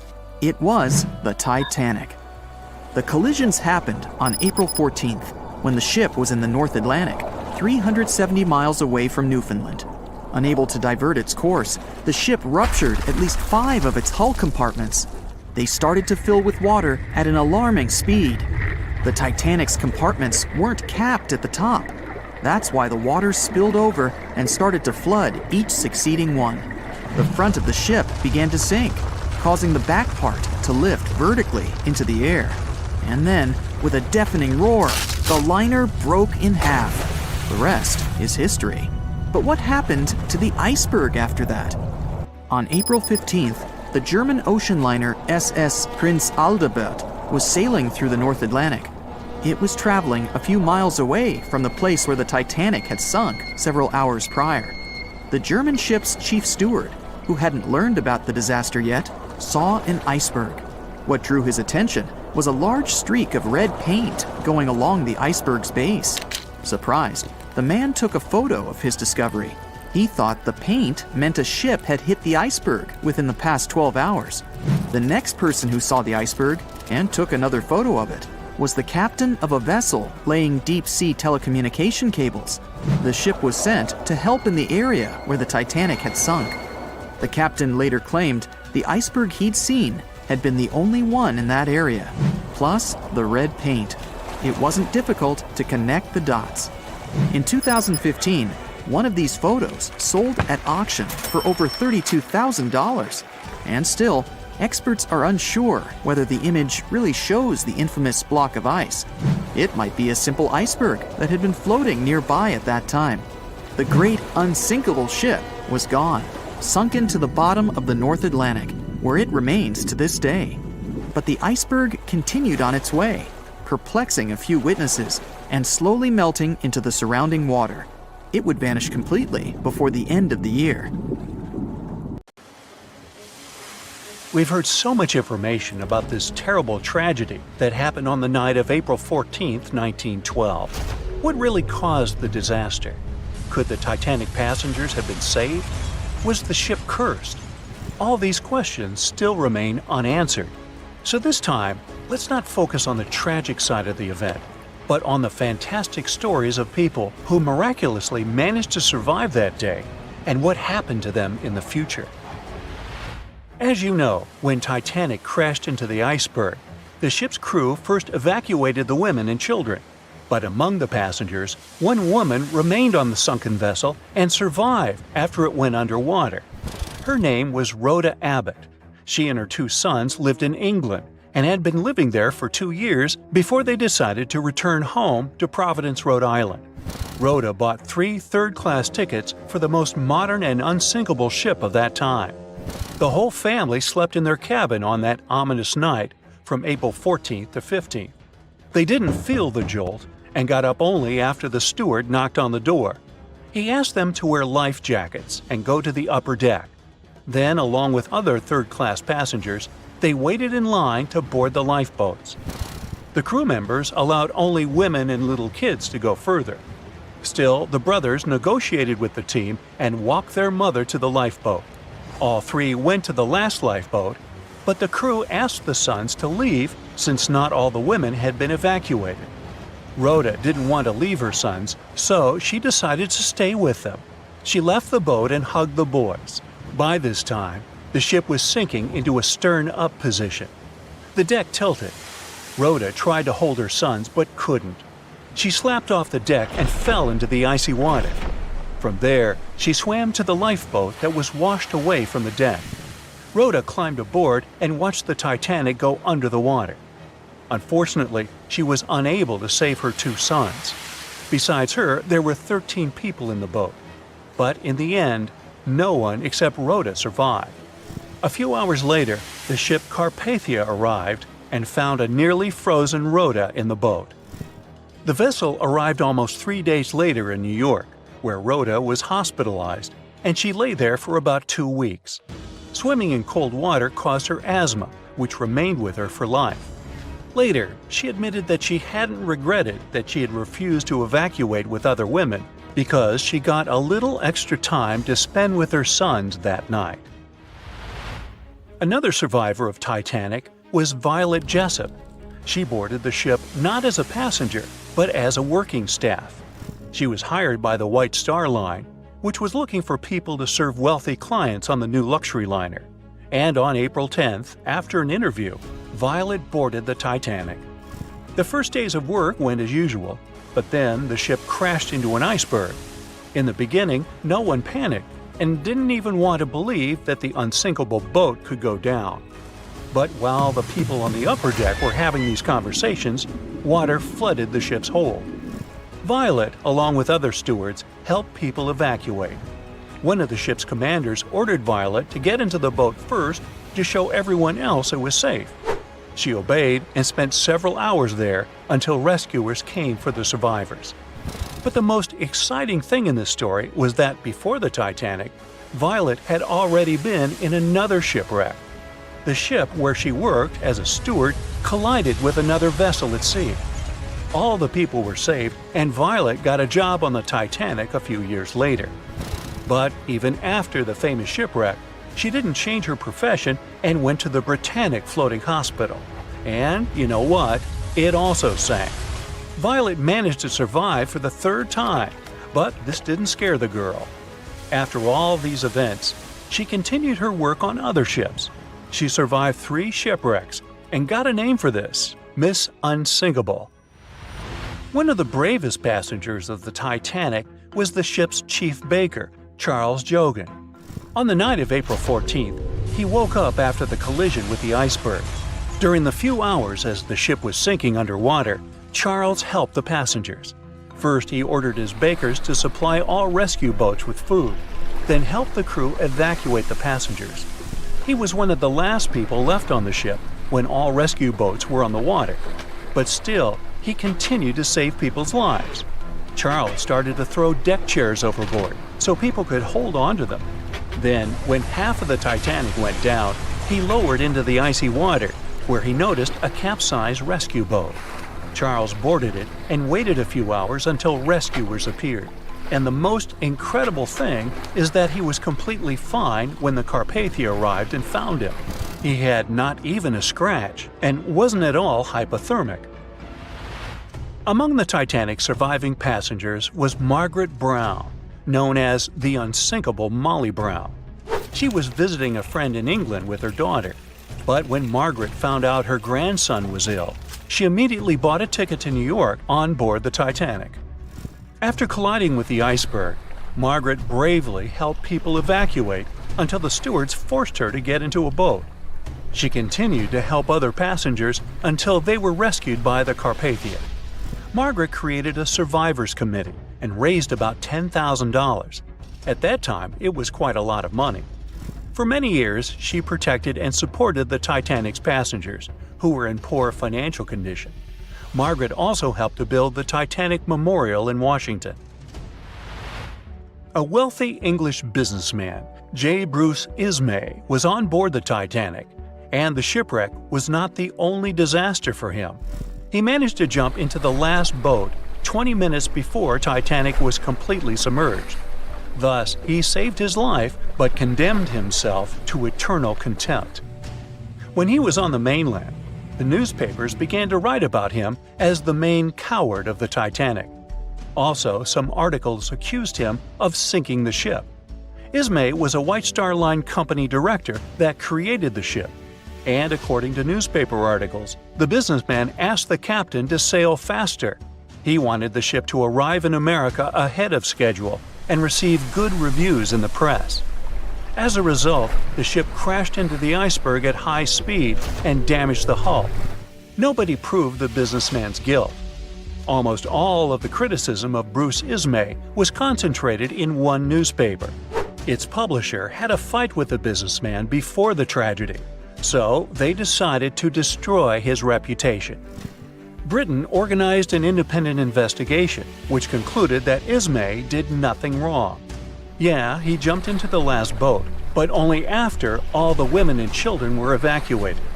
However, the investigation didn't help to clear his reputation. In England and America, many friends and colleagues turned away from him. For many years, Ismay compensated the families who lost someone on the Titanic. The most famous passengers of the Titanic were an orchestra of 8 musicians. In the beginning, there was no panic when the ship collided with the iceberg. Many refused to get into the boats, as it seemed to them that it was safer on the Titanic. Others were sure the breakdown on the ship would soon be repaired. Some people didn't believe the ship could sink. A minor panic began when everyone realized a catastrophe was imminent. To calm the people down a bit, the 8 musicians from 2 ensembles started playing music. Survivors said the orchestra played until the very end. Fear for their lives and the nearness of the end didn't confuse the valiant men. Unfortunately, they didn't survive. But a memory about them was written in history forever, and their musical instruments became world-famous artifacts and very valuable items at auctions. On April 10, 1912, the RMS Titanic set sail from England. But this wasn't the launch of a regular ship. The Titanic was the largest liner ever built at the time. It was 882 feet long. That's nearly the size of 3 soccer fields. And measured from the hull to the top of the smokestacks, the ship was an impressive 175 feet tall. That's the size of a 17-story building. Deemed unsinkable, it took 3,000 workers almost 3 years to build. But a mere 4 days into its very first voyage, at 11:40 p.m., the ship collided with an iceberg and was lost beneath the waves of the Atlantic Ocean. It took the liner only 2 hours and 40 minutes to sink. And of more than 2,200 passengers and crew members on board, only 706 survived. The wreck would remain lost for another 73 years, hiding its many secrets within the frigid Atlantic waters. And if it wasn't for a man whose whole life had been devoted to exploring the sea, the giant ship might have remained lost for a lot longer. That man was Robert Ballard. As a child, Ballard was obsessed with the ocean. This fascination started when he was just 12 years old. That's when he watched a film adaptation of Jules Verne's science fiction novel, 20,000 Leagues Under the Sea. It had everything to spark a young person's imagination, from adventure and strange creatures to a powerful underwater vehicle called the Nautilus. It could travel anywhere in the world you wanted to go. From that moment, life on dry land was no longer in Ballard's future. When he was 23, he was assigned to the Deep Submergence Group. There, he helped develop techniques to search the ocean floor. His biggest accomplishment was the creation of Alvin. It was a small, easy-to-maneuver submarine that could carry 3 people. It also featured an external mechanical arm designed to gather underwater samples while the crew remained safe and dry inside. Alvin the submarine quickly proved useful for a variety of tasks. For example, once it was used to track down an aircraft that had crashed into the sea. But the vessel experienced a series of setbacks. In one case, it was attacked by a swordfish, which caused the submarine to resurface quickly. The swordfish, still stuck in the outer skin of the submarine, became that night's dinner. And in October 1968, the submarine was being lowered into the water when the cables holding it snapped, sending it careening into the ocean along with 3 crew members on board. And because the small vessel was still open, it immediately filled with water and quickly began to sink. Luckily, the crew managed to escape, but Alvin was gone. Bad weather hampered multiple attempts to recover the vessel. It wasn't until the following year that it was finally returned to the surface. In time, Alvin would be improved. Its hull would be strengthened by titanium, giving it a higher depth rating, thus making it even better suited for ocean exploration.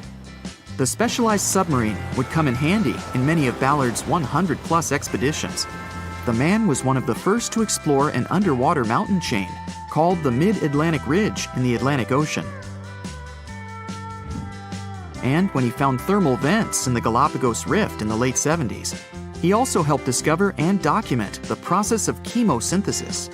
That's a complicated chemical synthesis of food energy by bacteria. But his biggest discovery was still to come.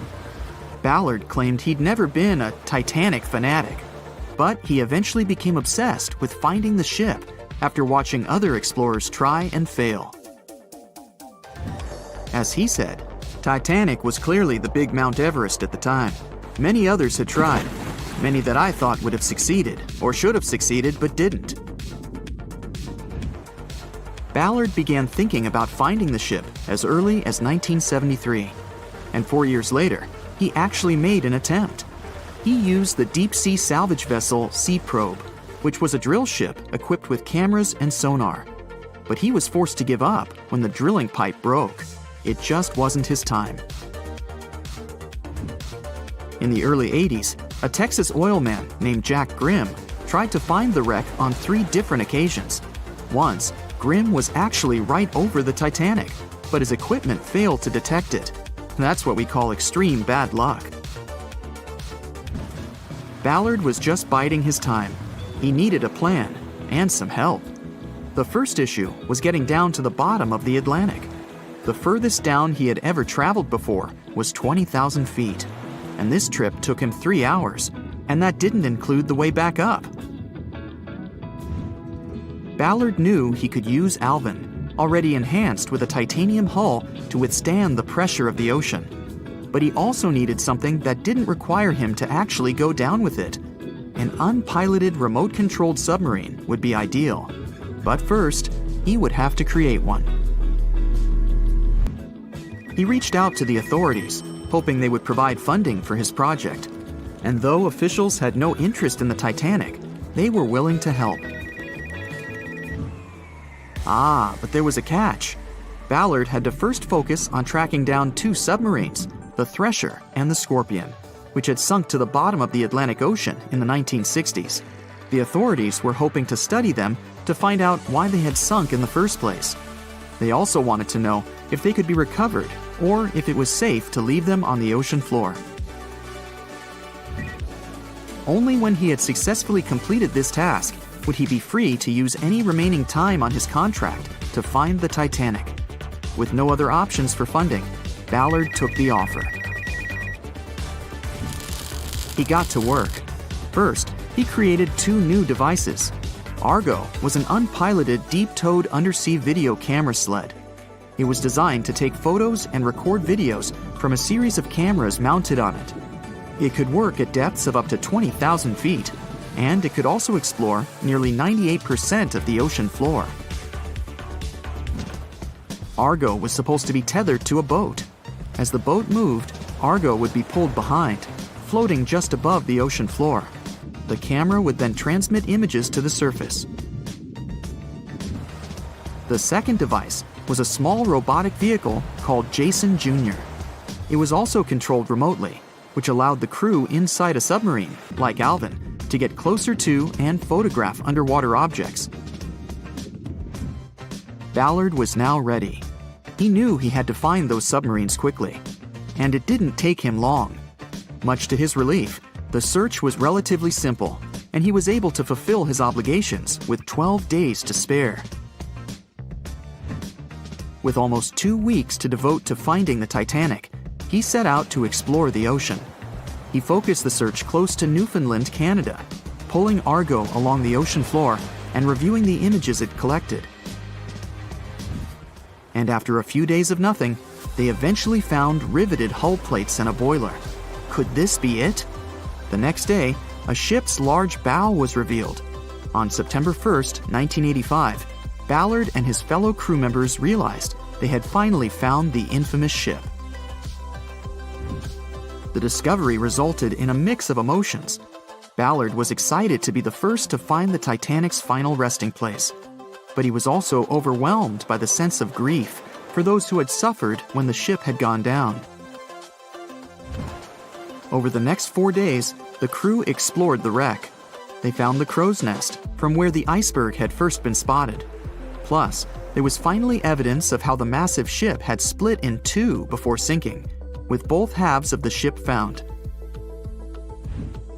There was furniture and dinnerware, and sadly, several leather shoes of those who hadn't made it to safety were scattered about the ocean floor. Ballard succeeded where others had failed and became an instant celebrity around the world. You'd think that locating the Titanic would be enough for one man, but not for Ballard. In 2019, he took on the challenge of solving another mystery, the disappearance of Amelia Earhart. Earhart had attempted to be the first woman to fly around the world. Unfortunately, she disappeared somewhere over the Pacific Ocean in 1937. She and her plane were never found. Ballard hoped that his luck with the Titanic would help with finding where Earhart had gone down, but his expedition failed to find anything. And though Robert Ballard has found more shipwrecks than anybody else, it's only the tip of the iceberg. It's estimated that there are over 3 million shipwrecks in the ocean, and Ballard has only located 100 of them. Now, in his late 70s, the man is hoping to encourage young people to continue his work of exploring the ocean and its many mysteries. In 1989, he started the Jason Learning Project to inspire grade school students to pursue science, technology, engineering, and math. He has his own research vessel called the EV Nautilus, after the name of the submarine in Jules Verne's novel, a fitting tribute to the story that inspired his career. April 14, 1912. A cold evening somewhere in the North Atlantic. On board the most modern and unsinkable ship, the Titanic, a dinner is held. 2 well-dressed men are sitting at one of the tables. One of them is a famous British journalist. He tells his interlocutor an interesting and at the same time terrible story. It all started about 1000 BCE in ancient Egypt. At that time, one woman was born in the city of Thebes. No one knew who she was or what she did, but she had a high social standing. Towards the end of her life, she was proclaimed a priestess in the College of Amen-Ra. Her body was embalmed, placed in a wooden casket, and covered with a massive lid bearing the image of a woman and mysterious inscriptions. She was buried in Thebes along with other people of the upper class. The mummy of this woman lay at rest for almost 3,000 years. The burial place had been carefully hidden. Around the first half of the 19th century, a group of locals accidentally discovered the ancient tomb. They disturbed the peace of the priestess. No one knows exactly what happened that day, but the mummy was removed from the casket and disappeared without a trace. A few decades later, a group of 4 wealthy friends from England came to Egypt for a trip across the upper part of the Nile. First, they went to visit the excavations of the Temple of Amen-Ra near the city of Luxor. There, they found the empty mummy case. It depicted the priestess with dark eyes looking into the void. There was something sinister in her gaze. They didn't know who the case belonged to, but they were so amazed by the beauty and energy of that find that they decided to buy it from the locals. The buyer disappeared the same night before the case was delivered to him at the hotel. Some said they'd seen the man leave the hotel and go towards the desert. No one knew why he did it. No one else saw him afterwards. Another man from the same group took the casket. During their return home, one of the friends was seriously injured. After arriving in London, the new case owner discovered the bank where all his money was placed had gone bankrupt. In one day, the man turned from a wealthy businessman into a beggar. A third friend also experienced the sinister influence of the ancient find. He lost his health, job, and eventually even his life in an accident shortly after returning to London. Before going bankrupt, the owner gave the ancient casket to his sister who lived in London. One of the friends of this woman came into the room, saw the Egyptian artifact, and immediately felt the dangerous energy emanating from it. Then the owner's sister gave the case to a famous photographer. He took some photos and was horrified. According to his words, he saw a real priestess with a human face in the photos. She looked at him with an ominous, icy gaze. No one except the photographer touched the film of the camera. No one changed the photo. Shortly after, the photographer mysteriously went missing. From that point, the story becomes vague. According to one version, the owner's sister gave the artifact to the British Museum. The man who transported the case passed away soon after, and his assistant got into a terrible accident. Another version says that the item from the Egyptian tomb was bought by a rich businessman. After that, 3 members of his family also had an accident, and his house burned down. Convinced the mummy case was cursed, he gave it to the British Museum. The interlocutor listens to the story with such interest that he forgot about dinner, which has gone cold. "How did you know all this?" he asks. The journalist replies he has been studying everything related to the mummy and its owners for several months. He found evidence of all the accidents and put together the full picture. "So, what happened next?" the interlocutor asks. It seems the mummy case should find peace in the museum.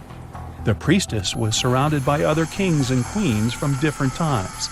However, there was no peace. Scientists and ancient languages experts tried to decipher the symbols on the case. They found out that most of the inscriptions meant curses and misfortunes addressed to those who'd dare to disturb the peace of the priestess. Every night, the guards and museum staff heard the knocking coming from the mummy case. The knocking was accompanied by crying and screaming. Also, someone scattered other exhibits all over the hall every night. Everyone soon came to believe that the priestess's spirit continued to use magic forces. Then, one private collector became interested in the case. He bought it from the museum, not for his collection, but to try to expel the spirit of the mummy from the artifact. It's not known in what ways he tried to do this, but he failed. Then, he managed to sell the mummy case to a rich American archaeologist.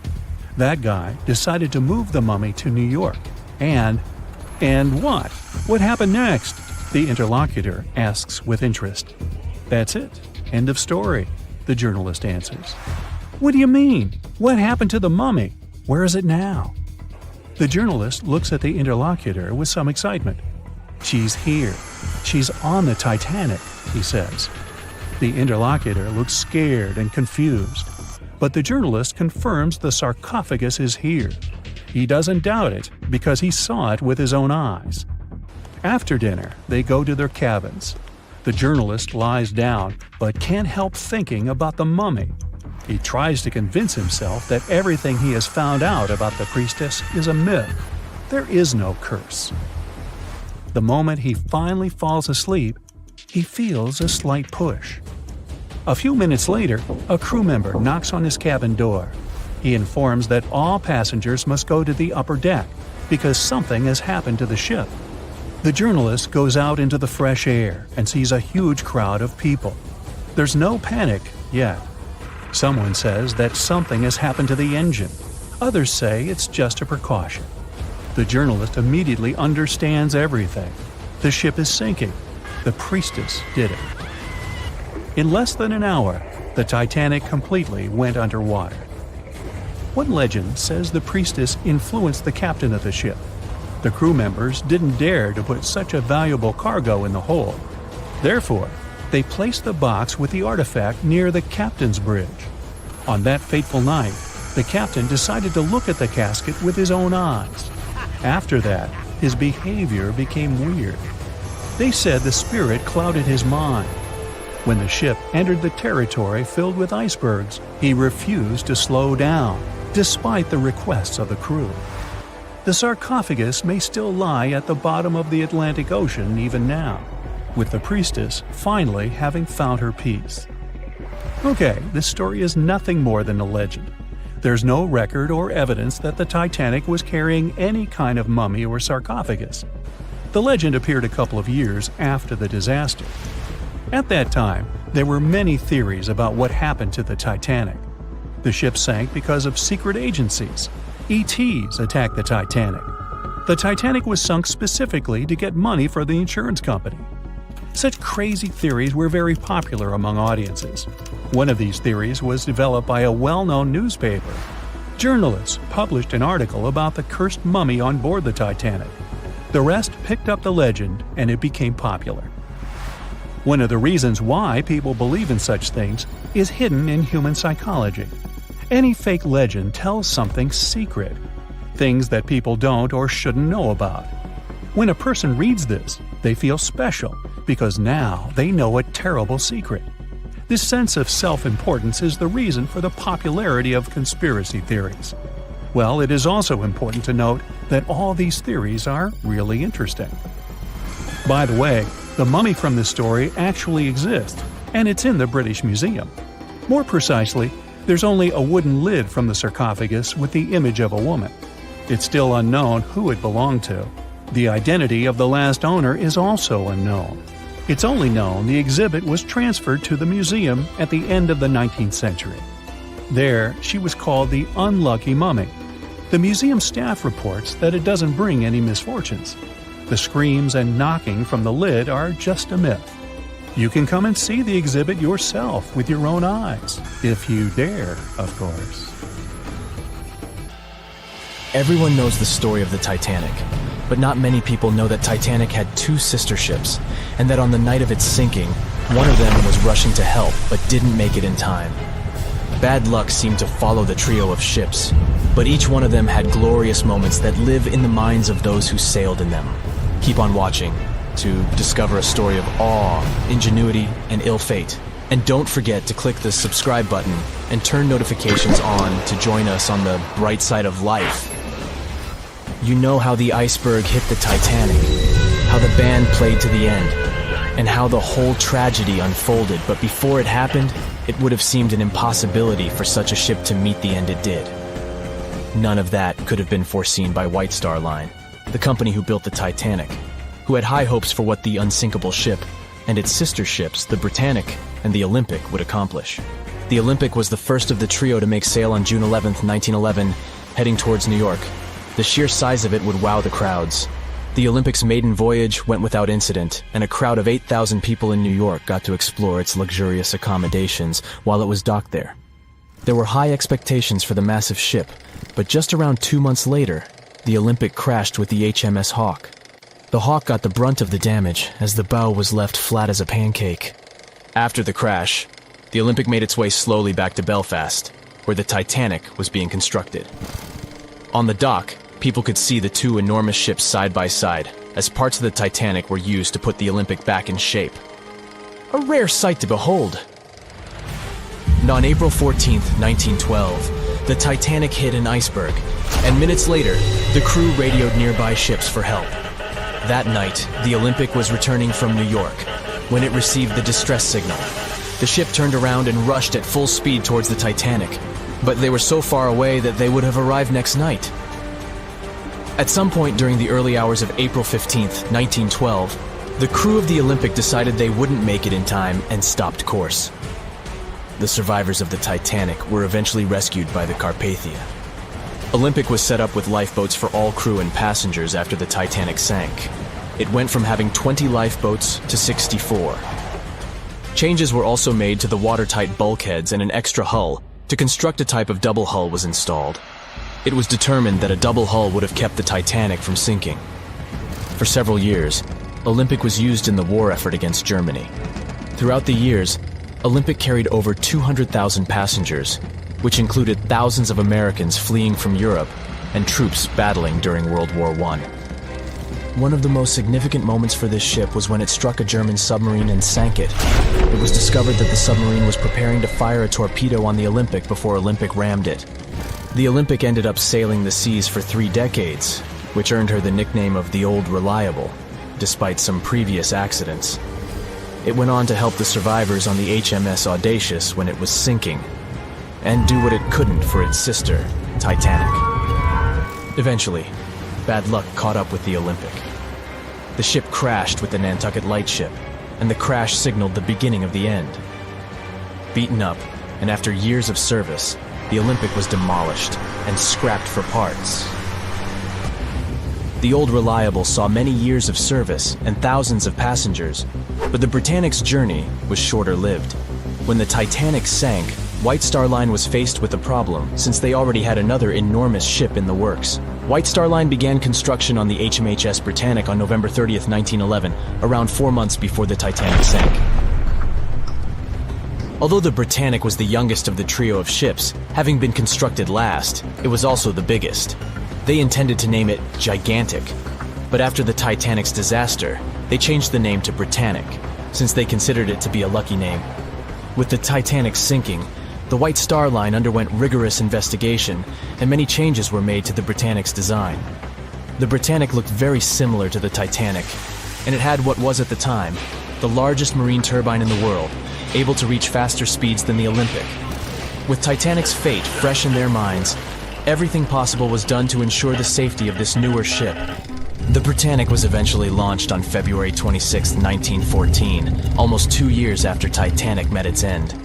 After the Titanic's disaster, the White Star Line wanted the Britannic to redeem their name. The Britannic was on its way to becoming a successful ship. It transported passengers for over a year and a half when the British government requisitioned it and turned it into a hospital ship during the beginning of World War I. The ship became an even more impressive sight to look at. It was painted all white, with enormous red crosses on its side to indicate it was a hospital ship. One of the ship's surgeons, Dr. J.T.H. Beaumont, thought of it as the most wonderful hospital ship that ever sailed the seas. It could treat as many as 3,309 patients at once. This is how the Britannic became His Majesty's Hospital Ship, or HMHS Britannic. Though the sight of this magnificent ship must have put a smile on a wounded soldier's face or two, the Britannic didn't operate for long. Just a year after it was turned into a hospital ship, the Britannic was making its way through the Aegean Sea to pick up wounded soldiers, when it was struck by a loud explosion. The passengers didn't know what had happened, but headed to the deck to disembark. It is unclear what hit the Britannic, but the general consensus is that it was struck by a mine left by a German U-boat, though some still believe a torpedo hit it. The captain tried to move the ship to a beach close by, but the ship was sinking fast. In the desperation, against the captain's orders, several crew members launched lifeboats and disembarked. But since the ship was moving and the propellers working, the lifeboats were sucked and destroyed by the propellers. Though so much effort had gone in to ensure the Britannic was safer than the Titanic, whatever explosion occurred left the Britannic in the same dire condition as the Titanic in just 10 minutes. In a cruel twist of fate, it also sank in the ocean. Unlike Titanic's enormous death toll, only 30 people perished in the sinking of the Britannic, and over 1,000 survived. So many people survived because the accident happened in the morning, when the temperature of the water was warmer and the Greek island Hoya was close by to offer help. In the end, the Britannic only sailed the seas for over 2.5 years. The bad luck that followed the Titanic and the Britannic and the accidents and demise of the Olympic was remarkable. But what was most impressive is that there was a woman who sailed on all 3 ships and survived. Violet Jessup was a crew member and nurse aboard the ships. She was there when the Olympic collided with the HMS Hawk in 1911 and disembarked safely. 2 years later, she escaped the sinking of the Titanic in lifeboat number 16, and she showed some women it was safe to board the lifeboats. You'd imagine that would be enough to keep her from ever getting on a boat again, but not for her. A few years later, she served as a nurse in the Britannic while it was used as a hospital ship. When the explosion occurred, Violet jumped overboard, was pulled under by the water, and hit her head on the keel but survived. Can you imagine her experience? She must have had nerves of steel. All in all, the trio of ships saw journeys of triumph and tragedy. Ill fate might have followed them, but all the survivors were left with incredible stories to tell. So tell us, Brightsiders, would you have liked to have seen any of these ships in real life? Let us know in the comments section. Don't forget to give this video a like, share it with your friends, and click subscribe to stay on the bright side. On the night of April 14th to 15th, 1912, the most modern and unsinkable ship collided with an iceberg and sunk. And it was incredibly scary. Just imagine a huge cruise ship, several times the size of the Statue of Liberty, crashing into a massive chunk of ice and sinking. It's dark and cold. All you can hear is the rumbling and grinding of breaking metal and wood. All that surrounds you is the icy waters of the endless Atlantic Ocean. There's almost no connection with the outside world. There are no phones or internet. Nobody else on the whole planet knows that the ship is sinking. It's a real nightmare. But the most shocking thing is that the people who were on the Titanic that day didn't panic. They were calm, maybe a little worried, but there was no fear on their faces. To understand why they weren't afraid during one of the biggest disasters of the 20th century, you need to see what was going on through their eyes. So, you're a passenger on the infamous ocean liner. Your cabin is located on one of the top decks of the ship. You've just had a great time with your friends at dinner. Now musicians are playing a beautiful melody. Waiters are serving dessert. You go out onto the deck and enjoy the tranquility of the mighty ocean. At this moment, you feel an incredible sense of security and comfort. You're proud that you're one of the first people in the world to travel on the most high-tech ship on the planet. You go to bed in your cabin and wake up because a crew member gently knocks on your door and asks you to go to the deck. There's some kind of issue, but there's no reason to panic. No problem. You'll be happy to go out and take a look at the night sky. The moment when the ship collided with the iceberg felt like nothing more than a slight push, and some passengers didn't even hear it. They realized that something was wrong only when stewards knocked on their doors and asked them to go outside. You're on the deck.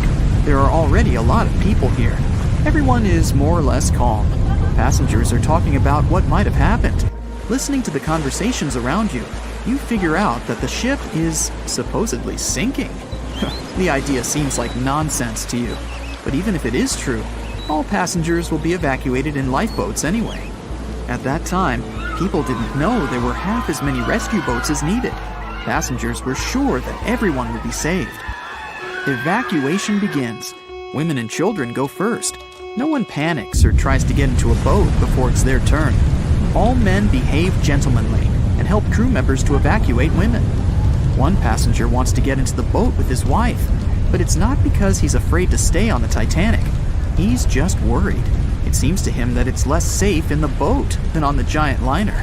He doesn't want to leave his wife alone, but the crew members explain the situation to him, and the man retreats without any resistance.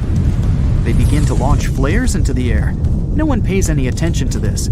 Everyone thinks this is a standard procedure for a ship breakdown.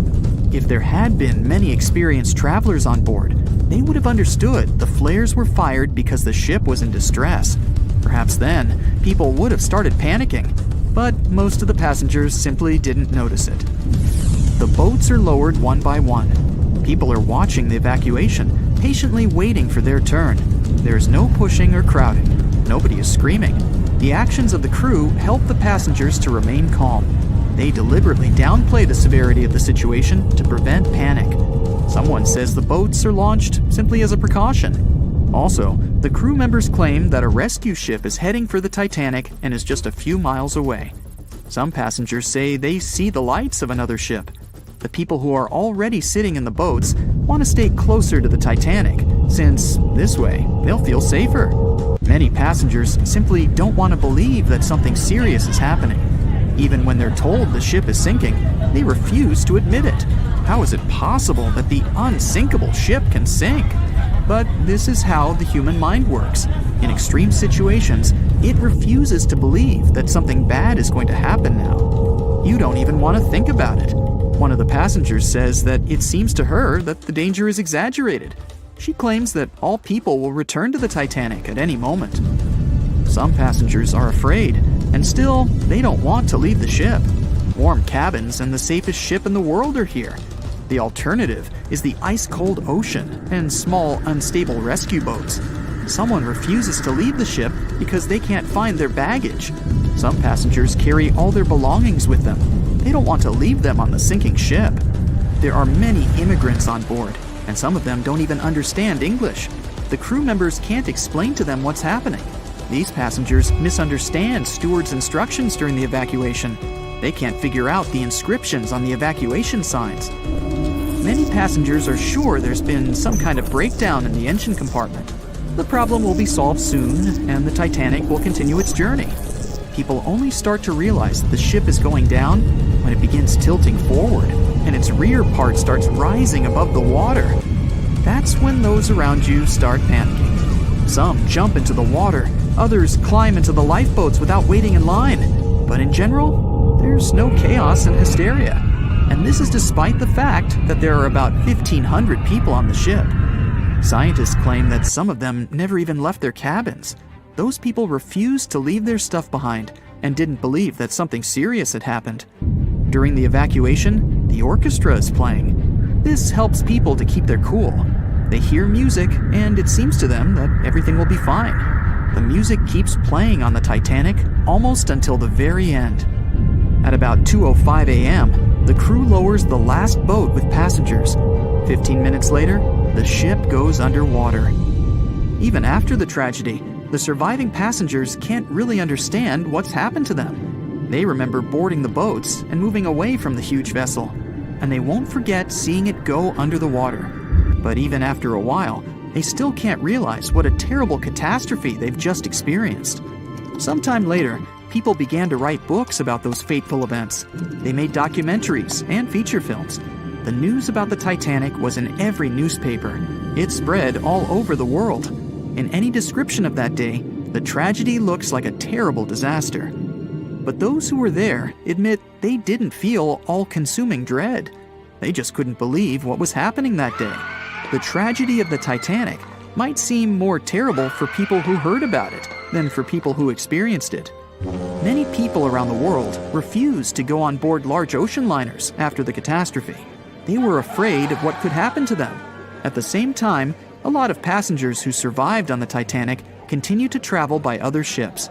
There was a woman who survived 3 shipwrecks, including the Titanic, and she still continued traveling. And what if people tried to raise the Titanic from the sea floor? This happened many years after the shipwreck. Then, the $5 million operation failed.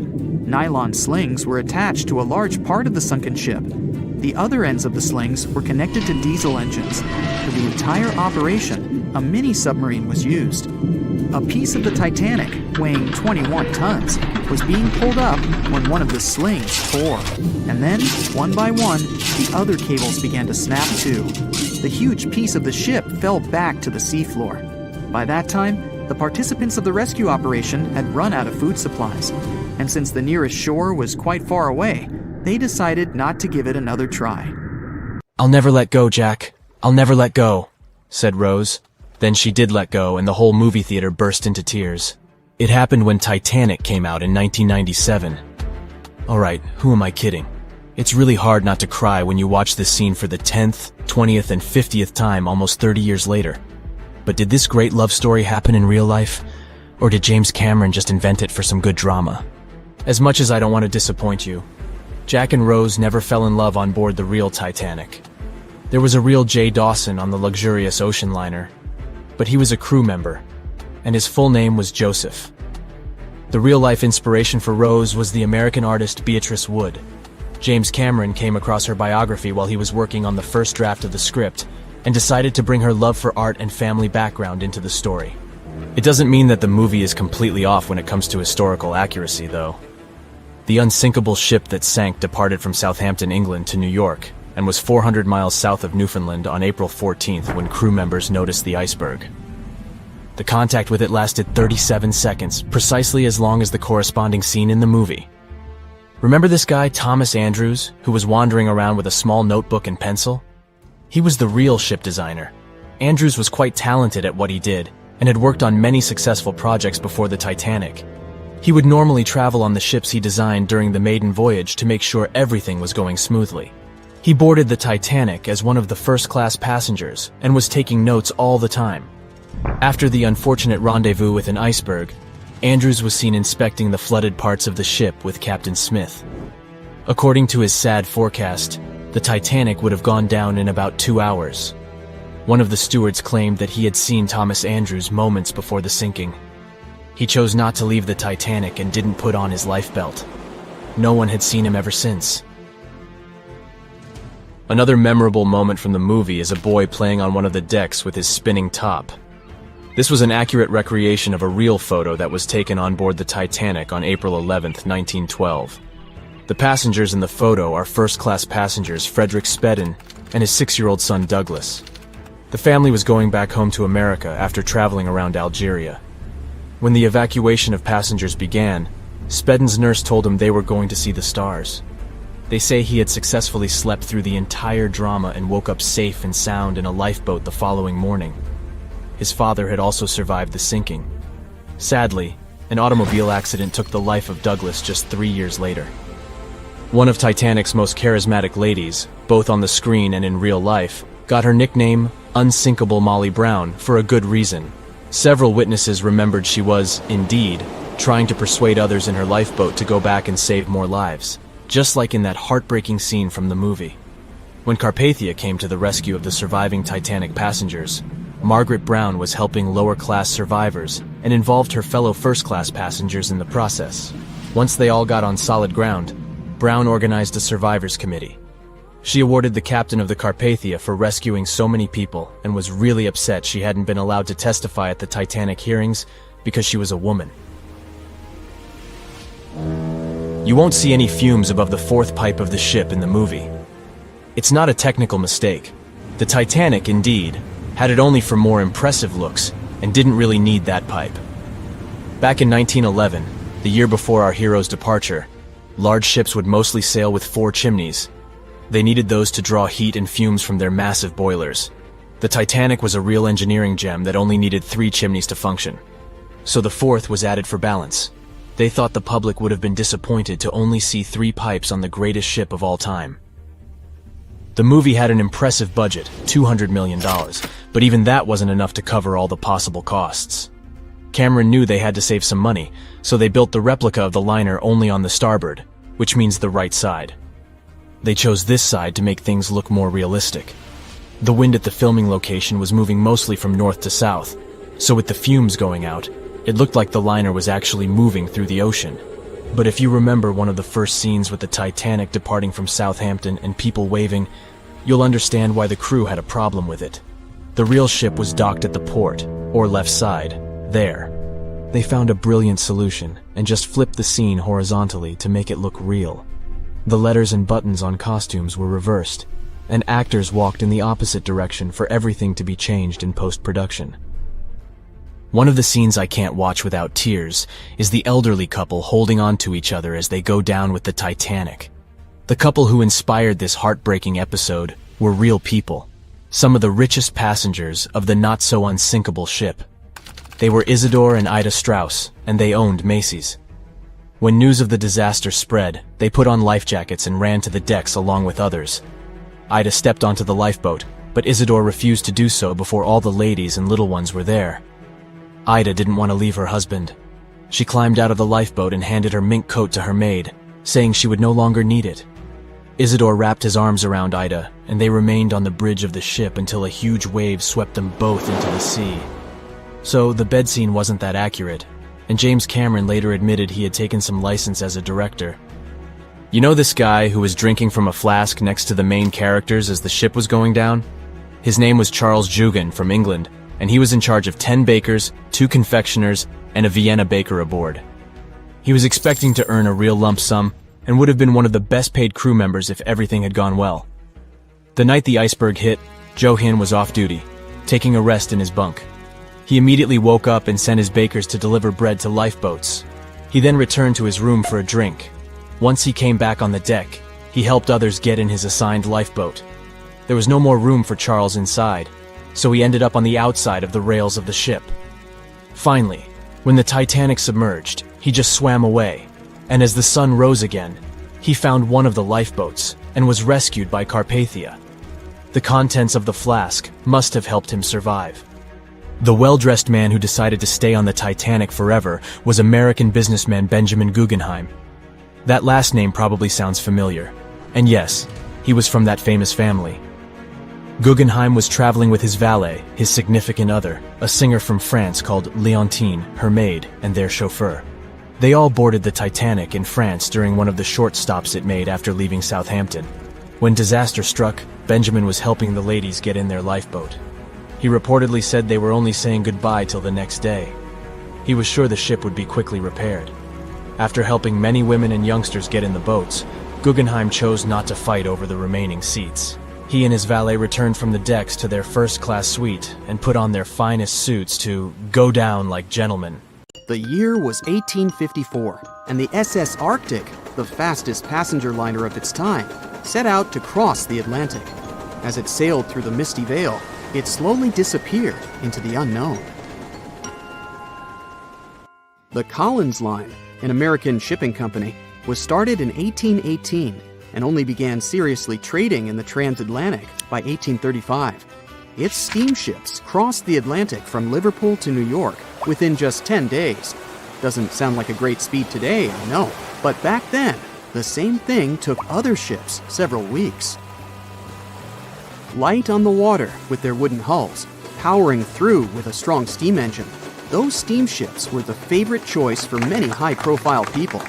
What could go wrong with such an advanced ship, they thought. This reminds me of some other ship everyone believed to be unsinkable. But anyway, back to the Collins Line. It grew to be a serious contender on transatlantic routes, with only one other competitor, the Cunard's Line. It was a British company also aiming to be the main force through the Arctic Passage. In 1835, the company received a new ship that traveled to Liverpool and came back to New York with the largest cargo ever at that time. From then, the Collins Line was steadily growing. It seemed like there would only be future successes for it. Unfortunately, their lavish ships became costly to run with the amount of coal used. Massive power along with weak wooden hulls meant they needed many repairs after each voyage. So, every trip ended up being expensive. But since the ships were safe and had a great reputation, people were willing to pay the price, and the company was definitely not in crisis. They had achieved something no one had managed to do before them.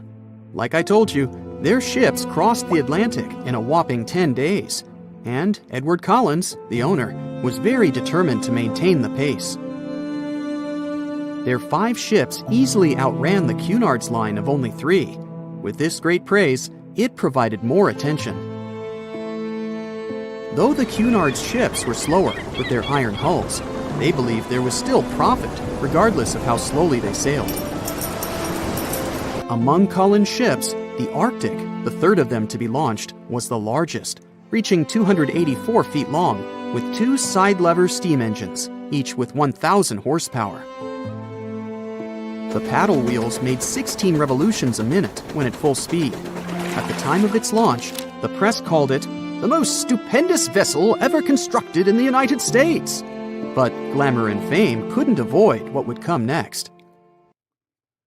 On the 27th of September, the Arctic was on its journey from Liverpool to New York, continuing a speed pace through the thick fog.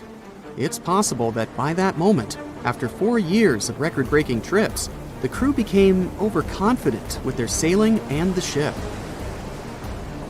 Going only 50 miles from Newfoundland, they carelessly continued through the fog with no radio contact, sonar, or any other form of identifying objects, equipped only with Morse code. A smaller ship, the SS Vesta, which operated as a fishing vessel, often worked around Newfoundland. It was passing through the same path as the Arctic and crashed into its side. Shocked by the collision, the captain of the Arctic offered help to the much smaller Vesta, but it was soon clear that the damage that seemed minor on the Arctic was far worse. Beneath the waterline, a hole was letting water into the hull. The cost of the much faster wooden hull now seemed less valuable. They steered toward land, trying to plug the holes, but they weren't doing so well, and the seawater continued to pour in, filling up higher and pushing the ship down. And finally, once the engine room was full, it put out the boilers, taking away the massive power the Arctic was once legendary for. They moved slowly until coming to a complete stop. The ship continued to sink, and the order was to abandon it. At the time, maritime law allowed for the Arctic to carry only 6 lifeboats, only capable of saving 180 people. The crew and some of the passengers managed to push their way aboard and took most of the seats on those boats. Things were pretty wild, and everyone forgot about their manners, not letting the ladies and the youngest ones board first. It took 4 hours for the Arctic to sink. 150 crew and 250 passengers were on board. Those that weren't able to find a lifeboat made a desperate attempt to build their own rafts from parts of the ship. 2 days later, only 3 boats made it safely to the shore. The other 3 were never found. Believe it or not, the rescue party also saved some people that had been clinging to the wreckage for 2 days. Unlike the crew, the captain went down with the Arctic, but amazingly survived. He would be only one of 85 people that made it, out of the 400 on board. When the news arrived 2 weeks later, the public responded with great sadness to the losses. Great anger soon followed towards the poor safety measures and the crew. The press published demands to change the laws for more lifeboats. It only made sense to have enough for every person on board a ship. But they ignored those requests. This neglect would lead to more disasters in the future.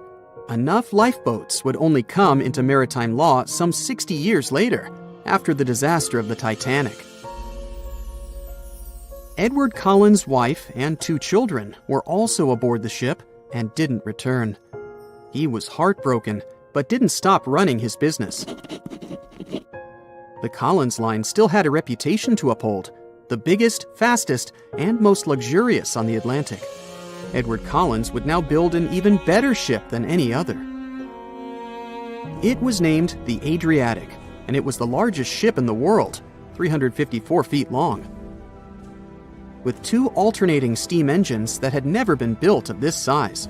These steam engines at the time were at the height of engineering, though today you can only see them in models and toys. With the new addition of 2 masts, the Adriatic would also be able to sail if needed. Luckily, they made some lessons from the disaster of the Arctic. But before their new ship, the Adriatic, was built, another disaster had occurred. The sister ship of the Arctic had also sunk. They believed this second ship was desperate to stay in front of the Cunard's line and hit an iceberg somewhere during the race. This weird contest took the lives of 141 people. The desperation of Collins and his weakly built hulls pushed the company towards bankruptcy in 1858. The newly built Adriatic, costing over $1 million, had only made 1 voyage in the end. And even that voyage was considered a disaster. The ship collided with a tugboat. It still managed to finish its maiden voyage at a suitable time. After the company had gone bankrupt, they had to sell the ship for only $50,000. They removed the great giant engines, replacing them with only sails. Although it was once the greatest ship on the high seas, it was only 30 years later until it was abandoned, labeled irreparable, and anchored in a river. The other remaining ships were also sold and only used for parts. Edward Collins left the industry altogether, seeking work on dry land instead. As the Collins Line was no longer in the mix, the Cunards would grow in strength. Without competition, they would win the Blue Riband for the next 30 years, and 180 years later, after producing hundreds of ships. They still have a constant presence on the seas, as they provide transatlantic crossings, world voyages, and leisure cruises.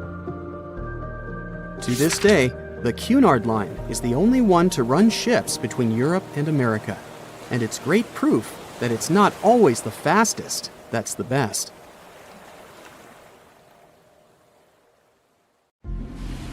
Have you ever wondered how much of the Titanic is left these days?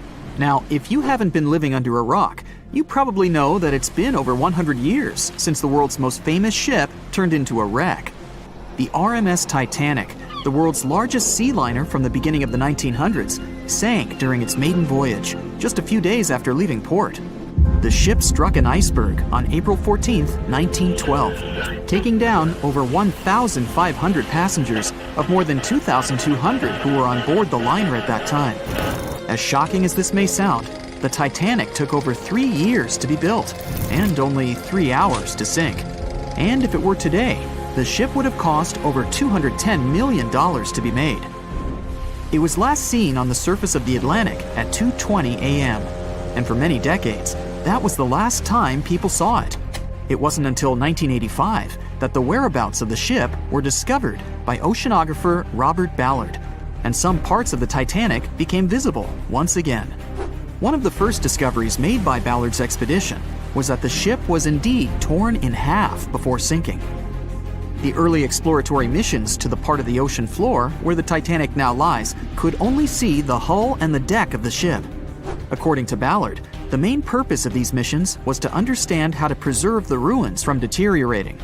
Another goal was to recover the huge number of personal items scattered along the seabed. The explorer later said the view down there was as shocking as it was emotional.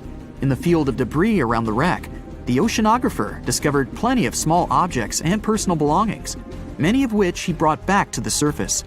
There were shoes, some fancier than others. There were pieces of clothing that belonged to crew members. And there were huge propellers.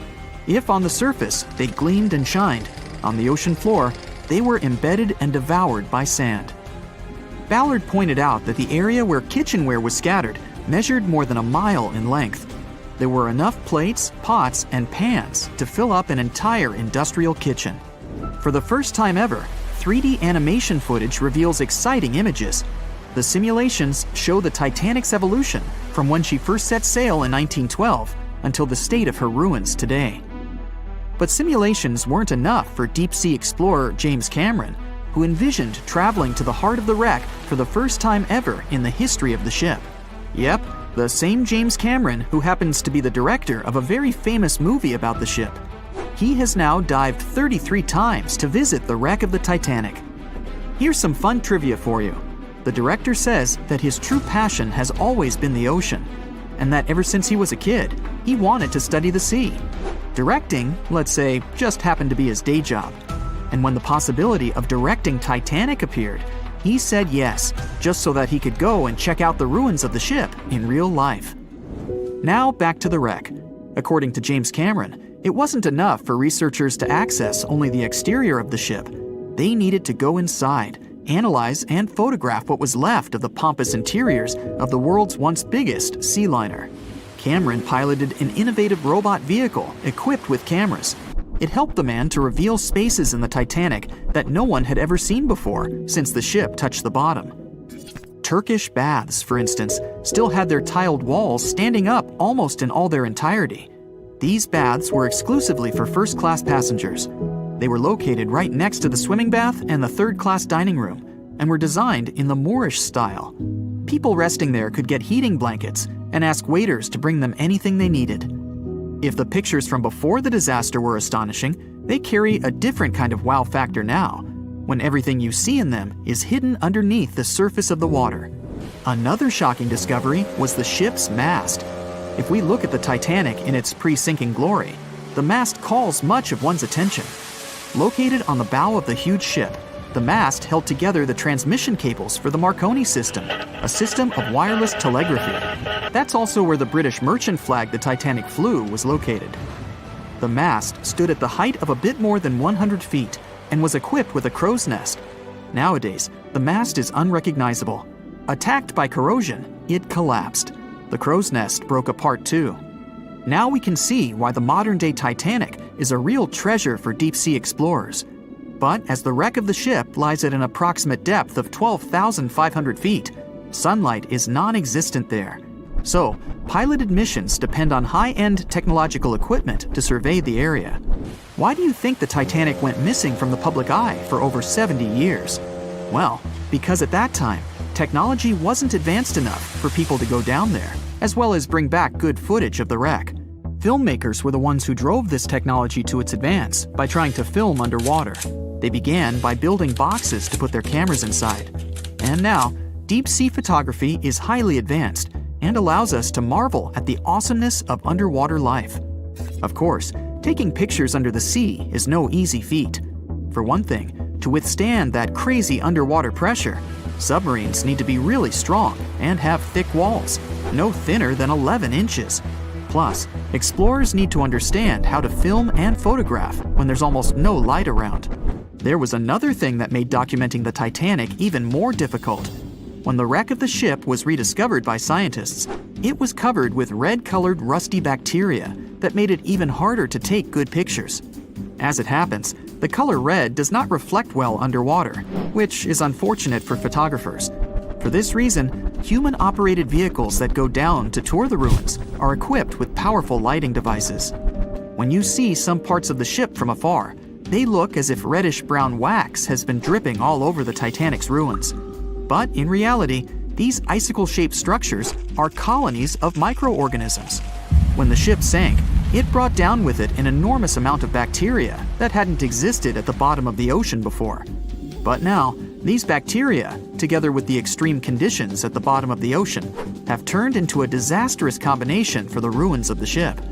These red colonies of microorganisms actually feed off of iron and steel, which is basically all that is left of the Titanic. One kind of those microorganisms are bacteria called Halomonas titanicae. They can eat up to 220 pounds of iron per day. This makes the Titanic a colossal food source for them. There have been lots of speculations regarding the life expectancy of the ship's wreck after researchers discovered this bizarre rust. But according to Cameron and his research team, the Titanic isn't going to disintegrate anytime soon. In one of the latest expeditions down to the wreck, a piloted vehicle was funded to identify specifically one stateroom. It belonged to a very important passenger, Sir Benjamin Guggenheim. Yes, just like the museum. Guggenheim was the son of a mining magnate and a member of the elite group that boarded the transatlantic journey of the Titanic. Born in Philadelphia, Guggenheim was traveling back home to the US. But, as we all know, he never made it to his final destination. For the price that ranged from 400 to 800 pounds back in 1912, the equivalent of 84,000 pounds nowadays, one could book accommodation that was called a stateroom. Staterooms on the Titanic were the most luxurious kind of first-class rooms. They were located on the B or C decks and were decorated in more than 11 different styles, ranging from Jacobean, Georgian, Italian Renaissance, and the list goes on. These rooms were filled with carved paneling and marquetry made from exotic and rare kinds of wood, such as mahogany, oak, and so on. Guggenheim occupied one of these luxurious rooms, and 100 years later, one of his descendants funded an entire mission just to locate the precise stateroom the man stayed in. This expedition turned into a documentary for National Geographic, and they did manage to identify which stateroom was Guggenheim's, so kudos for them. No one could ever have imagined that the unsinkable Titanic would collide with an iceberg, except for one man, William Thomas Stead. Well, not directly, of course. It's not like he jolted out of bed one day, envisioning the fall of the Titanic. Rather, he wrote an empowering short story called How the Mail Steamer Went Down in Mid-Atlantic by a Survivor on March 3, 1886, 26 years before Titanic sank. Okay, let's do a super quick recap. Titanic was traveling from Southampton to New York in April 1912 in the North Atlantic. The ship hit an iceberg, and less than 3 hours later, it was completely underwater. Out of 2,208 people on board, just 706 survived due to the limited number of lifeboats and icy cold water. Another passenger ship, Carpathia, heard the distress call, picked up the survivors, and brought them safely to New York. The short story William Stead wrote was about Thomas, a British sailor, who got on a passenger liner bound for the U.S. At one point, the protagonist realized there weren't enough lifeboats for everyone on board the ship in case something happened. A couple of days later, heavy fog covered everything in sight. Luck was not on the liner's side, and it collided with a stray ship, just like Titanic struck an iceberg. Only 200 out of the 916 people made it safely to the U.S. The main character managed to survive by jumping into the water and climbing into one of the lifeboats. Now, you'd think that the story riled up everyone in the industry to add extra lifeboats on ships. But sadly, it received very little attention when it was published. Even more tragically, William Thomas Stead was on Titanic when it sank, and he didn't make it. The survivors who knew Stead mentioned that he had always been cheerful and had loved to chat during meals. He complimented the ship's design and how sturdy it was. Witnesses also talked about how he had been helpful when the ship had been sinking, having given his life jacket to someone else. He was a journalist by profession and was on his way to New York for a ceremony. One of his most important contributions to modern journalism was the use of illustrations in every newspaper article. He also introduced newspaper interviews, and they're still used to this day along with illustrations. But this story wasn't the only published work that predicted the disaster. Morgan Robertson was an author and former ship captain who wrote short stories and novels. His most notable novella is The Wreck of the Titan. It's also known as Futility. The book was written in 1898, 14 years before Titanic. It was a fictional story about the Titan, an ocean liner similar to Titanic, which was crossing the North Atlantic. It's also a coincidence that Titan was just as fast as Titanic and shared many other similarities, like size and design. The book described it as unsinkable and the largest ship to hit the ocean at the time. That's what they said about Titanic, too. Another eerie similarity was the limited number of lifeboats it had. The story took place in April, and that's when Titanic set off on its journey and hit the iceberg. The Titan story also mentioned that barely anyone had survived that horrible accident. Unlike Stead's story, the protagonist of Robertson took a different path. The Titan sinking happened somewhere halfway through the book, so after the accident, the main character went on with his life. The book was brought back into the spotlight after the Titanic disaster. How could someone describe the events that took place almost a decade later so accurately? Many started to believe Robertson could see the future. But the reality was that Robertson knew his way around a ship. It was easy for him to write down the nitty-gritty of things without doing more research. Realistically, one of the biggest threats for ships at that time was hitting an iceberg or colliding with other ships. The next story sounds somewhat mysterious. Once, Alex Mackenzie heard a voice that warned him not to board Titanic. But when he turned around, there was nobody there. As he continued walking, the voice spoke to him again, but this time it was louder and more distinct. He took the warning seriously and decided to cancel the trip and go back to Glasgow, Scotland, his hometown. His grandparents weren't too happy to find him back home instead of on Titanic. After all, the ticket was very expensive. That disappointment very soon disappeared when they heard that the ship had struck an iceberg. John Coffey was a member of the crew of Titanic, but he decided to ditch the ride when the ship stopped at his hometown in Queenstown, Ireland. His inner voice told him to get off the liner, and he did. He was only 23 at the time, and for someone his age, it could be a major career boost and an opportunity to grow. Despite the horrible tragedy, the guy signed to work with the RMS Mauritania just months after the Titanic sinking. Talk about commitment. Some added info was revealed about what may have contributed to the fall of Titanic. The constructors insisted that the ship was unsinkable, but many people later theorized that the vessel's steel plates had been too frail for the freezing Atlantic water. It may have caused the rivets to pop, allowing ocean water to seep inside. Another theory is that there may have been a fire in the hull of the Titanic that had been raging for 3 weeks before the voyage. The fire softened the steel, allowing the iceberg to cut through it like a hot knife through butter. Some pictures before the ship set off on its journey show black marks on the hull, which could have been caused by fire. Either way, the iceberg would have caused significant damage in any case, no matter if there was a fire or not. Some people also blame those who designed the Titanic. The ship was built with large joints at the bottom, which probably snapped easily during the collision. Of course, these are all theories, but we know for a fact that the iceberg was the main character of this drama, and that the works of Stead and Robertson should have been taken seriously. Either way, this should be a lesson for the future, helping to prevent similar tragic accidents. By the way, ocean liners and passenger ships wouldn't exist if it hadn't been for Thomas Newcomen.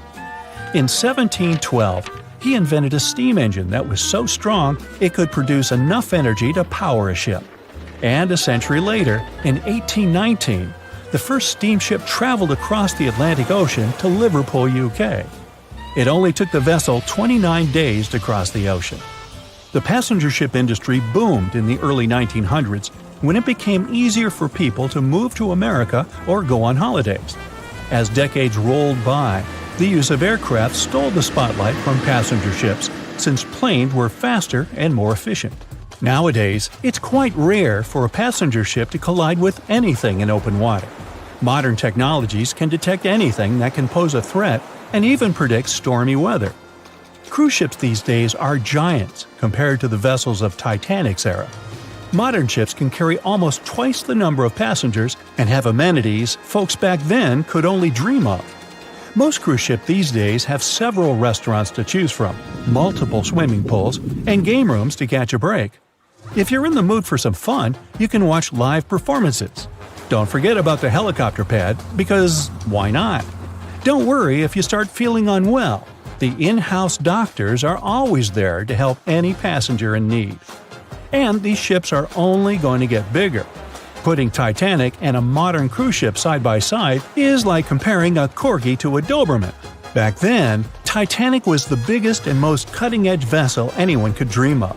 So, who knows what the future of cruise ships can hold? We might even have entire cities floating around. That would be a really big boat. That's it for today. So hey, if you pacified your curiosity, then give the video a